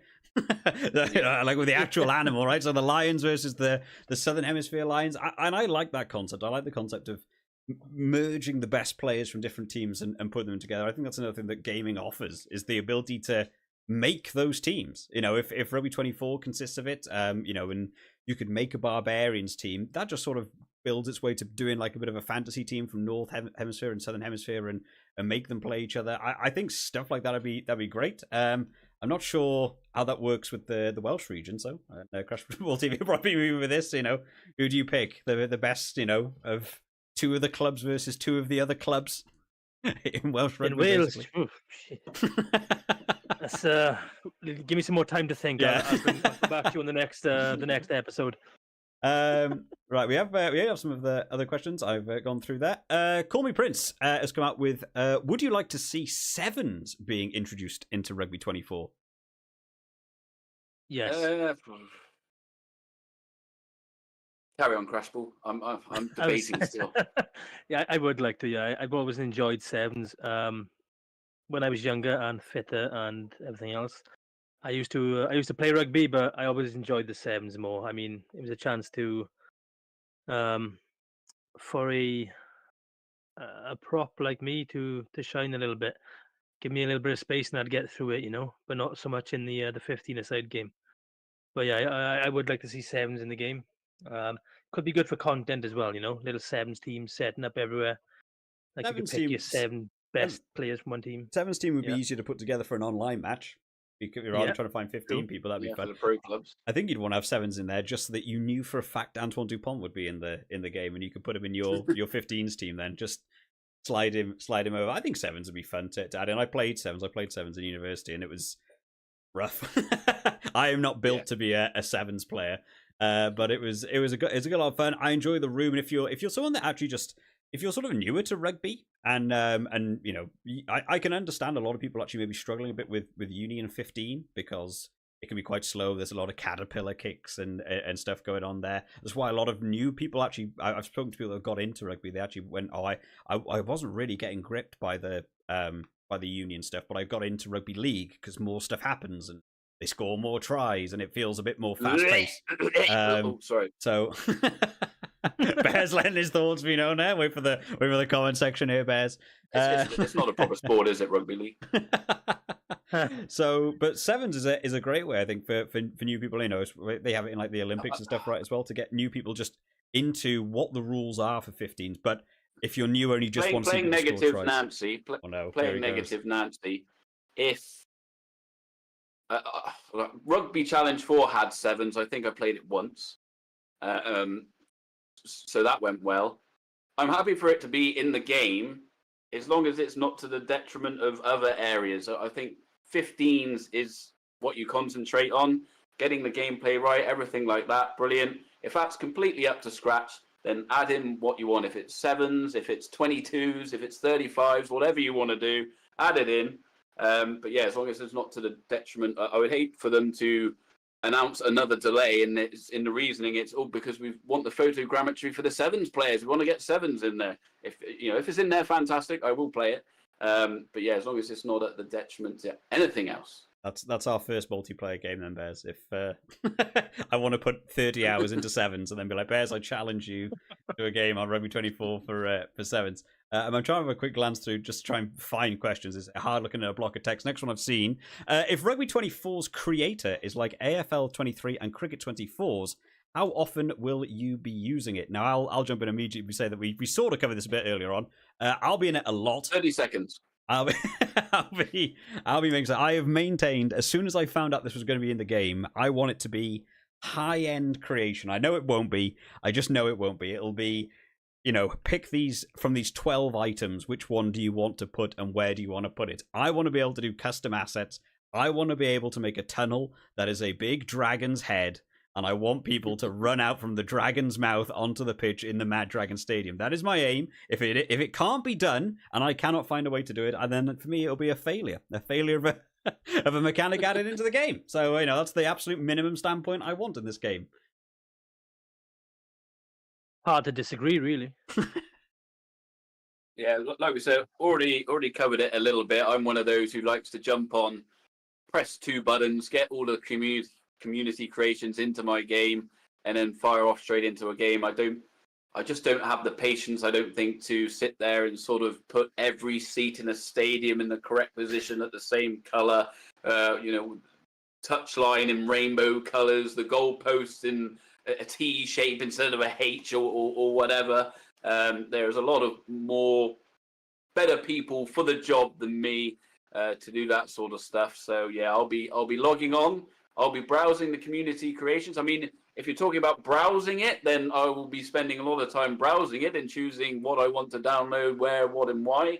But yeah, actually doing the creating stuff, unless, like we've said in regards to creating our own tournaments and things like that, if perhaps I decided to make like a Bears Gamer team or something and I wanted to make actual kits for Bears Gamer with bears on it and all that sort of stuff, then I may delve into it. But yeah, there's better people at that community creation stuff than me, like Mad Dragon with his Sims villages. Well, I think kit creation, I think a lot of people would jump in. Or stadium creation might be far more niche. I would again, there will be people who will spend hours and hours and hours meticulously making something incredible. Probably that we will all download as the main package, and it will just be featured in almost every video. I have just seen Conway Prince also just responded to that and said he'll be spending at least half his time in it if the creator is good. That is someone committed to the creation. Yes. They actually created their own nation's kit in Rugby 22, and they're looking forward to doing it again in Rugby 24. So maybe if they've got, they said they've got all these licensed teams, all the national teams. If they don't have the correct kits for some of the other teams, I'm sure somebody will be up for going through and, getting the sort of bottom 50 ranked teams in the world. Maybe they don't get all the official kits tied in, even though they've got the licenses to them. Somebody will go through and do all the sort of kit creation for those things. Thank you to Prince. It's guys like him who make my game better. Thank you very much, sir. Do you know, just to touch on this a little bit, I was talking to somebody about a week ago who was actually paying someone else to make them a character on WWE 2K24. That thing actually exists. So Right. Well, I'm definitely getting involved in community creation. My channel will now be called Mad Dragon Creates, and it's just going to be me and a creator endlessly building stuff. What was another question we got here? From Dylan. What do you think about having classic match scenarios like Johnny Wilkinson's drop goal? As a Welshman, I never want to see Johnny Wilkinson's drop goal ever again. You want to kick it the wrong way through your own posts? Yeah. I want him to turn around and kick it into Martin Johnson's face. I like the concept of it. I like the idea of it maybe being like if you did like a small challenge section in the game. If you had like, there's 30 submissions in a game, and it basically says, if like for that mission specifically that's mentioned in the question, that it would be you take over a kickoff is about to happen on the halfway line. It is in 80 minutes. It is in like dead ball territory. You must get up to the other end of the field, and the only way you can win the game is via a drop goal. And make it like a challenge to do. I can't see too many people spending like I want to do that scenario 10, 15 times. I'm not sure about the replayability of it. But again, something for maybe for customization options. If you could create your own missions, put the player in a scenario, and you could say, oh, you've got this many minutes left on the clock, and your challenge is to, score a try via a driving maul somehow in the time remaining, and it's up to you to work out a way to try and make that work. Maybe you're 20-0 down, and there's only 20 minutes left in the game, and you have to make a big comeback, and you could create more and more difficult scenarios and challenges that give some sort of in-game reward or something. I could be up for something like that. Yeah, definitely. I think recently on the channel, I went back to Journal Omu Rugby, and I've done a few of the challenges on that game, and they're a lot of fun. And I love the different sort of challenges in like real like Dylan's mentioned there with Johnny Wilkinson's drop goal. Like I'd love to be able to set up a challenge, the old infamous Bristol, where Bristol was so many points up at halftime against Harlequins in the Premiership semi-final, and then just lost the ability to play rugby in the second half. I'd love to right the wrongs there and things like that. Like Mad Dragon says, there is the replayability isn't there. It's a bit like the showcase mode in the WWE game. You sort of play it once and it's gone, and you don't play it again unless you can unlock things. Perhaps you can unlock it by doing certain challenges on a harder difficulty or something like that. Like I mentioned earlier, it's always about that incentive. If there's incentive to play it, then you will. But I would like to see it in there, mainly to come back to the longevity point. The more game modes in there, the more time we're going to put into the game and the different things. There may be people out there who love the challenges and like to do them 57 times in a row just to make that slight difference in their score or whatever. So, yeah, I'd like to see it in there. A bit like Sevens, if they have to put it in there and move time from elsewhere in the game, then don't do it. But if it's something they can put in quite easily, or if it's something you can do in the creation suite, like Mad Dragon says, making your own scenarios and things like that, then I'm all for it. I'll look through what other questions we got. I'm trying to quickly glance through the stack of text. That's the only thing that's the issue with this question popper is, for me, it's just a wall of text. It's not even like a chat to pick up. Call Me Prince coming back in with, would you guys like to see player packs return for Rugby 24, or would you rather a more realistic creator mode like FC24's manager career? Microtransactions, not a fan of at all. I never I think I did the intro sequence to the Rugby 22 card collection career mode stuff, and that's about as far as I got. I just don't think it was designed very well. There was no, you're just playing AI teams that, again, like I keep saying, there's no incentive really to play it. If it was done right, if it really was to the level of a EA FC Ultimate Team or something like that, and you had reason to go on there to earn that shiny in-form. Just trying to think of a player who's in form now. My mind escapes me. Obviously, Bristol aren't playing too well because I can't think of anyone. Yeah, so if I had to log on at a certain time, complete a challenge. Like I said, with the EAFC, they take it to a completely different level. You can play online against people. You can play against AI with these teams. You can do rankings. You can do challenges. You know, you've got the whole transfer market scenario where if you have 5 gold Australian players, you can unlock a special card and all that sort of stuff. If it's done right, yes, it's a good addition. If it's not done right, a bit like Rugby 22, then I don't think I'll be putting much time into it. But again, the more game modes, the better. Yeah, I'd like to see something like that. Like like Bez said, as long as it's kind of either on par or on aiming to be on par with the sort of FC24 levels of, Ultimate Team. I would like to see that kind of thing, especially like different versions of cards for different players, so you can get your team of the weeks, your team of the years, your I don't know, all different kind of ones. As long as there's a good kind of online for that, I think that level of rugby gameplay would be amazing. I'd love to imagine loading up a game and complaining, "Oh, this guy's got team of the year Johnny Wilkinson or something, or icon Johnny Wilkinson, or oh, this guy's a credit card whore. He's spending all his money on these packs, But yeah, I think it would be I think it'd be really good.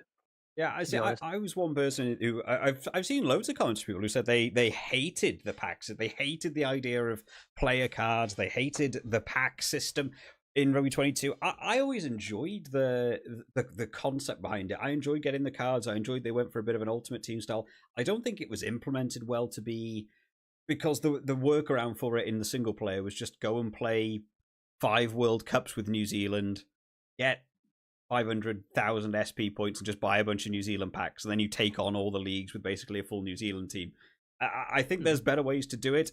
For me, the big fear with the pack thing, I would like to see them bring it in similar to you guys. I would like to see informed players. I would like it to see quite a live response to how players are doing in real life. But one thing I do really fear about that concept is the increase in the opportunity for microtransactions. I wouldn't want anything like that. I want all in-game currency. I don't want some fancy, rare currency that you can buy with, real money and stuff. The one issue I think about all the delays that came with Rugby 24, and, we watched the price point from when it was initially announced. The game was about £45 when it was initially announced, and I think the most recent price I saw for it on the PC, even now on like a pre-order level, is down to about £25. They've probably lost a lot of money across doing all the delays and stuff, and I'm really hoping when the game does come out, that isn't we need to make that back somehow. Let us introduce buying packs with real money and stuff, as long as it's implemented in a totally in-game fashion, and it feels like you have to actually play the game and do quite well at it to earn the currency and play some online matches, do some challenges and do these other things. I'm all up for a pack system and a card system being in the game, but please do not let people buy stuff with money. Because I think that will just destroy any sort of multiplayer. I do not want to play a team of 15 Will Jordans who are all team of the year Will Jordan, and they just run circles around you and you just can't do anything against it. 3 of Will Jordan. Yeah. I'm not even 100% sure it's going to be in the game, because I remember when AFL came out, they sort of hinted at it massively with like a little trailer and all sorts. They were hinting at it with cricket. I don't think in the end they've actually implemented them into any of the games. I mean, possibly AFL by now, but I remember seeing that pro card, whatever it was called, trailer from AFL, and actually commenting on it, saying, "Oh, could we see something similar to Rugby 24?" And I can't remember which one it was. It was either Ross Simmons or the actual Big Ant Studios Twitter page, but they actually liked it. So then I made a video thinking, wow, here we go. Ultimate team confirmed for Rugby 24. Loving this. They've liked that page, obviously hinting at it. And then after that, all their games went down the toilet and they haven't correctly implemented the modes. I don't know if anyone in the chat plays AFL, if you can tell us if it's actually in the game or not. But that was a few weeks before it was released. This trailer came out and it never happened. Oh, well. We wait and see what happens with Rugby 24. Not a question, but sort of following on from that. Just to get a rap came in, said, I'd like it if you could improve their stats by keeping up on training them. The more you do certain moves right and better their ability. So basically, you could have different abilities and different stats for your player based on what you're doing, maybe if they were in form or not.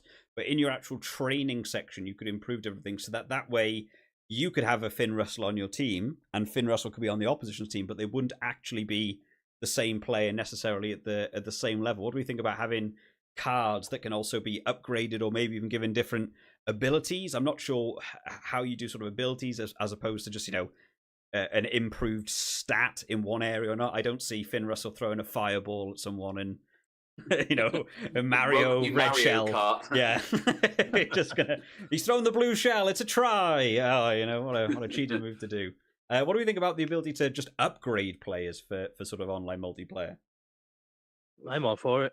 It gives you more reason to put the game on, and more reason to play, especially for those who want to take it seriously in terms of their teams or hopefully some online elements. I think it's a pretty good thing. I'd be all for that. I would love. I want to see that in career mode. I know that sounds completely stupid, but that was one thing on the Rugby Challenge. Is it the Rugby Challenge 4 career mode where the stats did not change at all? You could play 10 seasons as a team, have someone who's should be 58 by now. They've not changed at all. It wasn't going up, wasn't going down. There was no sort of need to bring youngsters through or anything like that. I mean, that's got to be a massive thing for career mode, that the abilities and the stats and things like that are constantly changing depending on how you're performing. Perhaps it's a bit like an RPG, and you can sort of do different things in the game. It earns you points, and then you can spend that on different areas of the team. Or like, I've got this young winger, I want to add a bit of speed to him, spend a few points, things like that. Online, yeah, I'm never a massive fan of making things, particularly their first go at rugby, making it completely complicated. I don't, I want my almost 16-year-old son to be able to load up Rugby 24 online and just get into a game. I don't want him to be able to load it up and see the opposition on screen and go, well, what's that yellow card there? Why has that got a rocket next to it? Why does that one say plus 10 speed or it's plus 10 tackling? Why haven't I got that? How haven't I got that? I just don't want it to be overly complicated. Perhaps have it in there as an option. Perhaps you can go online and you can play as a normal team, just play a normal game. Perhaps there's another section that allows you to use those cards for the more hardcore players who want to do that sort of stuff. Yeah, it would be interesting for sure. I think as long as there was a limitation, I think as long as there was a which actually Rugby 24 did have with the training in game, like players' stats could only get so high. Like I would hate it to be the idea that you could maybe get 200 of these training cards to boost speed, and therefore you just give all of your players 99 speed. I think each player should still have a top end for each stat or ability. To be fair, just Get a Rep has also just said by ability they meant speed, agility, handling. That's what they meant, sort of like an attribute, really, like an ability. But as long as they had like a top end limit that maybe you didn't even know what it was until you hit the ceiling, and then it just said, oh, you can no longer improve that stat, and you would just begin to build it up.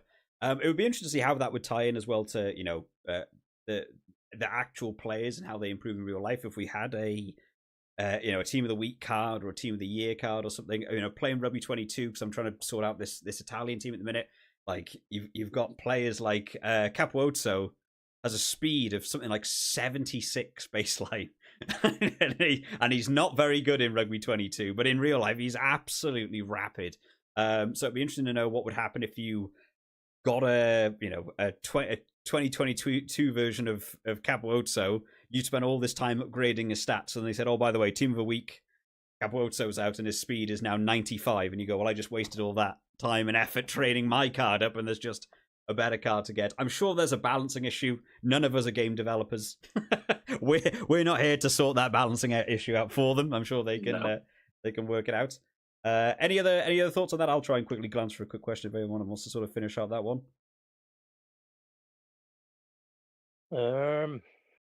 Yeah, I think you are right in terms of balancing. I think even if they had certain things like you do like a couple of challenges with a card, and then even if they had something like you get a perk for the card, so let's say this player A, once you complete the challenge, you get a perk for him which makes him 50% quicker over 20 yards or something, just random little things like that to spice it up a little bit. I think that could be pretty cool. I would want it to be realistic as well. I wouldn't want us to be able to put 99 speed on a 20 stone prop or 99 handling or something like that, because scrums would be wheeling faster than a Ferrari. It would be absolutely ridiculous. So you don't want to see Kyle Sinclair completely burn someone like Van der Merwe on the outside, no? Oh, it certainly would be interesting, and particularly Van der Merwe, because I don't like him. Damn the Scottish in the Six Nations. Yeah, it certainly would be interesting. It'd be fun. But yeah, if I'm playing regularly online against people and I'm constantly losing because Ellis Genge has run the whole length of the pitch with his 99 speed, then it would soon be a bit annoying. Yeah, it could get annoying, I think. So we've got one from Prince. I can see we're getting close to the 10 o'clock mark. We did say we're going to round it by 10.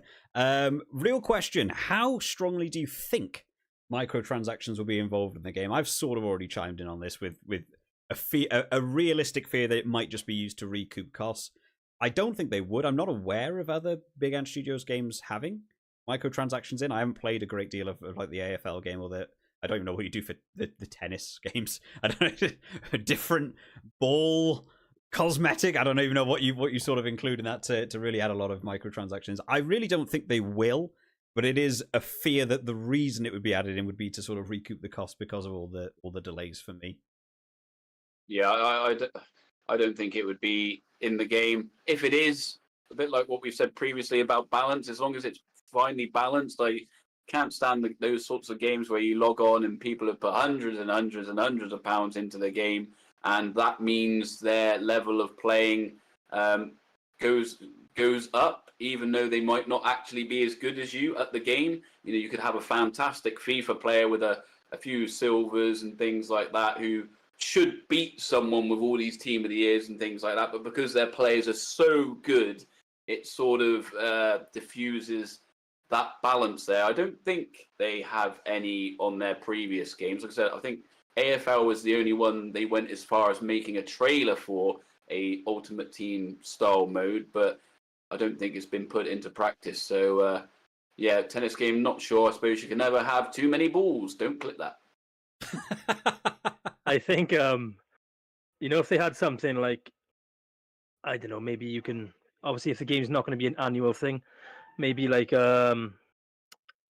can buy updates maybe to update kits and players and that kind of thing. I'd be happy to do that. Maybe as well, like like things like new boots that come out on the market and things. If you could buy those, and if they got licensed kit and things, I think that'd be pretty cool. I don't know about player cards and that kind of stuff. It could get a bit messy. We've all seen that on the round ball side of things.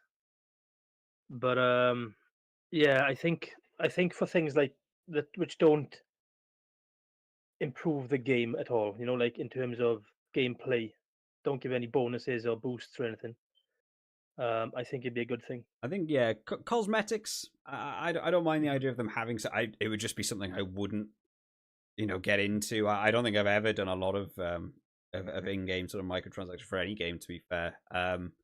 Cosmetics wise, as long as they're not actually improved things, I don't mind about. Or if there was something that doesn't make the game unfair, maybe if you could get, you unlock this special 2025 version of the Knack-On rugby ball, which actually has, it actually flies further It's after you oblivious kick it. to wind or something. Yeah, but the ball itself actually increases every player on the field's kicking attributes, not just your own, but your opposition as well. It would be like, oh, you're playing in, a sort of higher altitude ball that can actually fly further. That way you could play like an online match versus someone, but it's like a generic bonus to the game, which suddenly might make it feel a bit more interesting. As long as it's not you can buy the best players with real money or grind out 200 hours to get the in-game currency or anything, which I think is still an issue in Rugby 22. The length of time it takes to be able to buy a single pack, I think it's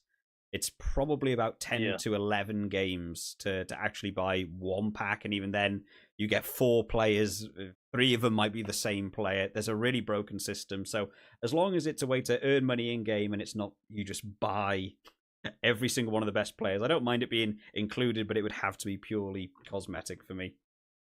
I'm looking forward to seeing this Italy Rugby 22 team in 2034 or whenever it comes out. It's almost there. It's almost there. The annoying thing is getting some of the players that, I don't know, I feel like the game almost just decides you can't have some players. Like Stephen Varney is unobtainable. So then I even tried to think of different ideas, like, oh, I could try and get him in a club level pack.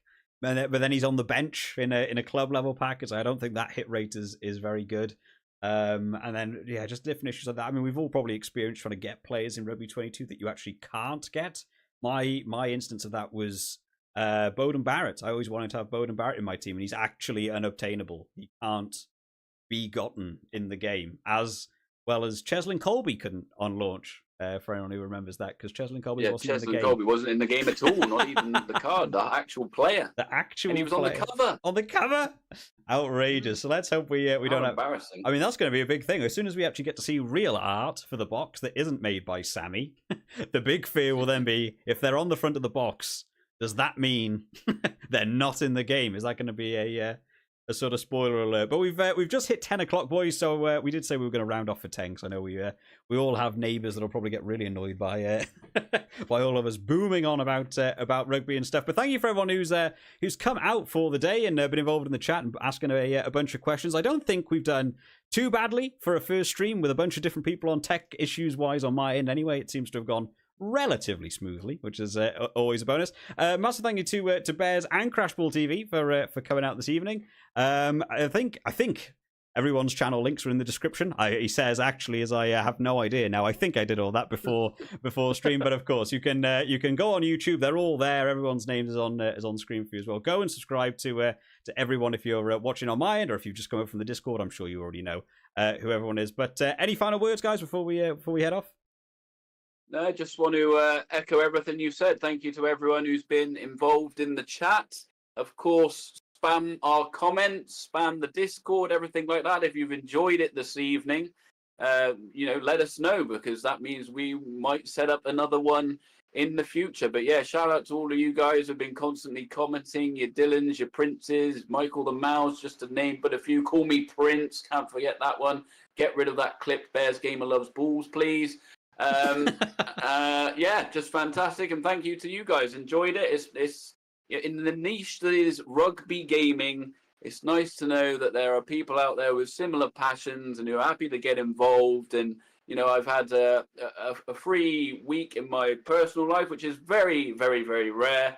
And it's been nice to just be able to jump online, ask if guys wanted to be involved in videos and streams, and everyone's up for it. Everyone's very, very nice, and I think, we do some more podcasts. We all get to know each other better. Perhaps in the future we may meet up in person, vlogs, things like that. That could be a thing. I'd love to all go to a game or something at some point, share a beer, break some bread, cheer on a terrible Welsh rugby team if we have to.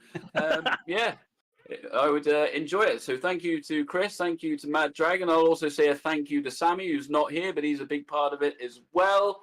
And thank you to everyone in the chat. Hope to see you in the next one. Yeah, totally agree. Same thing as both of you lovely gentlemen have said. One more thing I want to throw out there, though, is anyone who's in the Rugby Gaming Network Discord server, and if you ain't, what are you waiting for? I'm going to throw up a new section in there of content ideas and things that you guys would like to see, just so we can get a little gauge of interest and things and go from there, really, in terms of content, considering there's not much to push right now in terms of rugby gaming. But anything you guys want to see, I'll put a section up there for you. You can whack it in there. Idea. Top And we can idea, go from it. Chris. That's why Yeah. you get paid the big bucks in charge of our Discord server.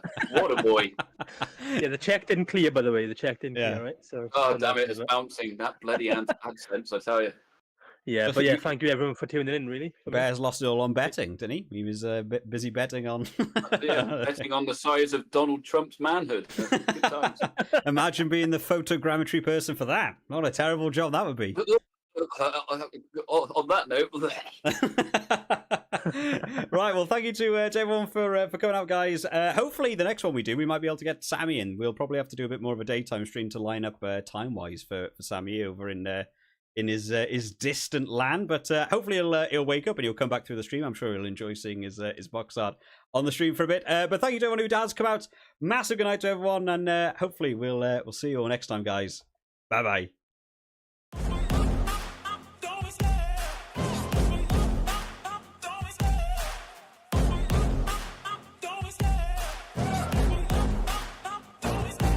Love the chase and the hunt, and I set the pace when I'm running. I always take what I want and I always give it 100. Don't need a bank, no, I'm funded. Play the game like it's nothing. I'm always thankful for something. Don't take for granted, stay humble. Now wake up, it's time to look at the enemy. Look in the mirror if he is no friend to me. It's not working out, maybe it's the chemistry. It's time to break up so I can make a better me. Better believe in your mind, cause it's everything.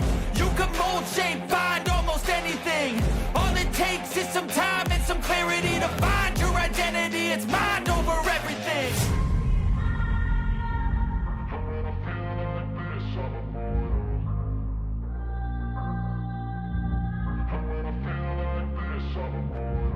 And when I feel like this, I'm immortal. When I feel like this, I'm immortal. When I feel like this, I'm immortal. When I feel like this, I'm immortal. Don't stop.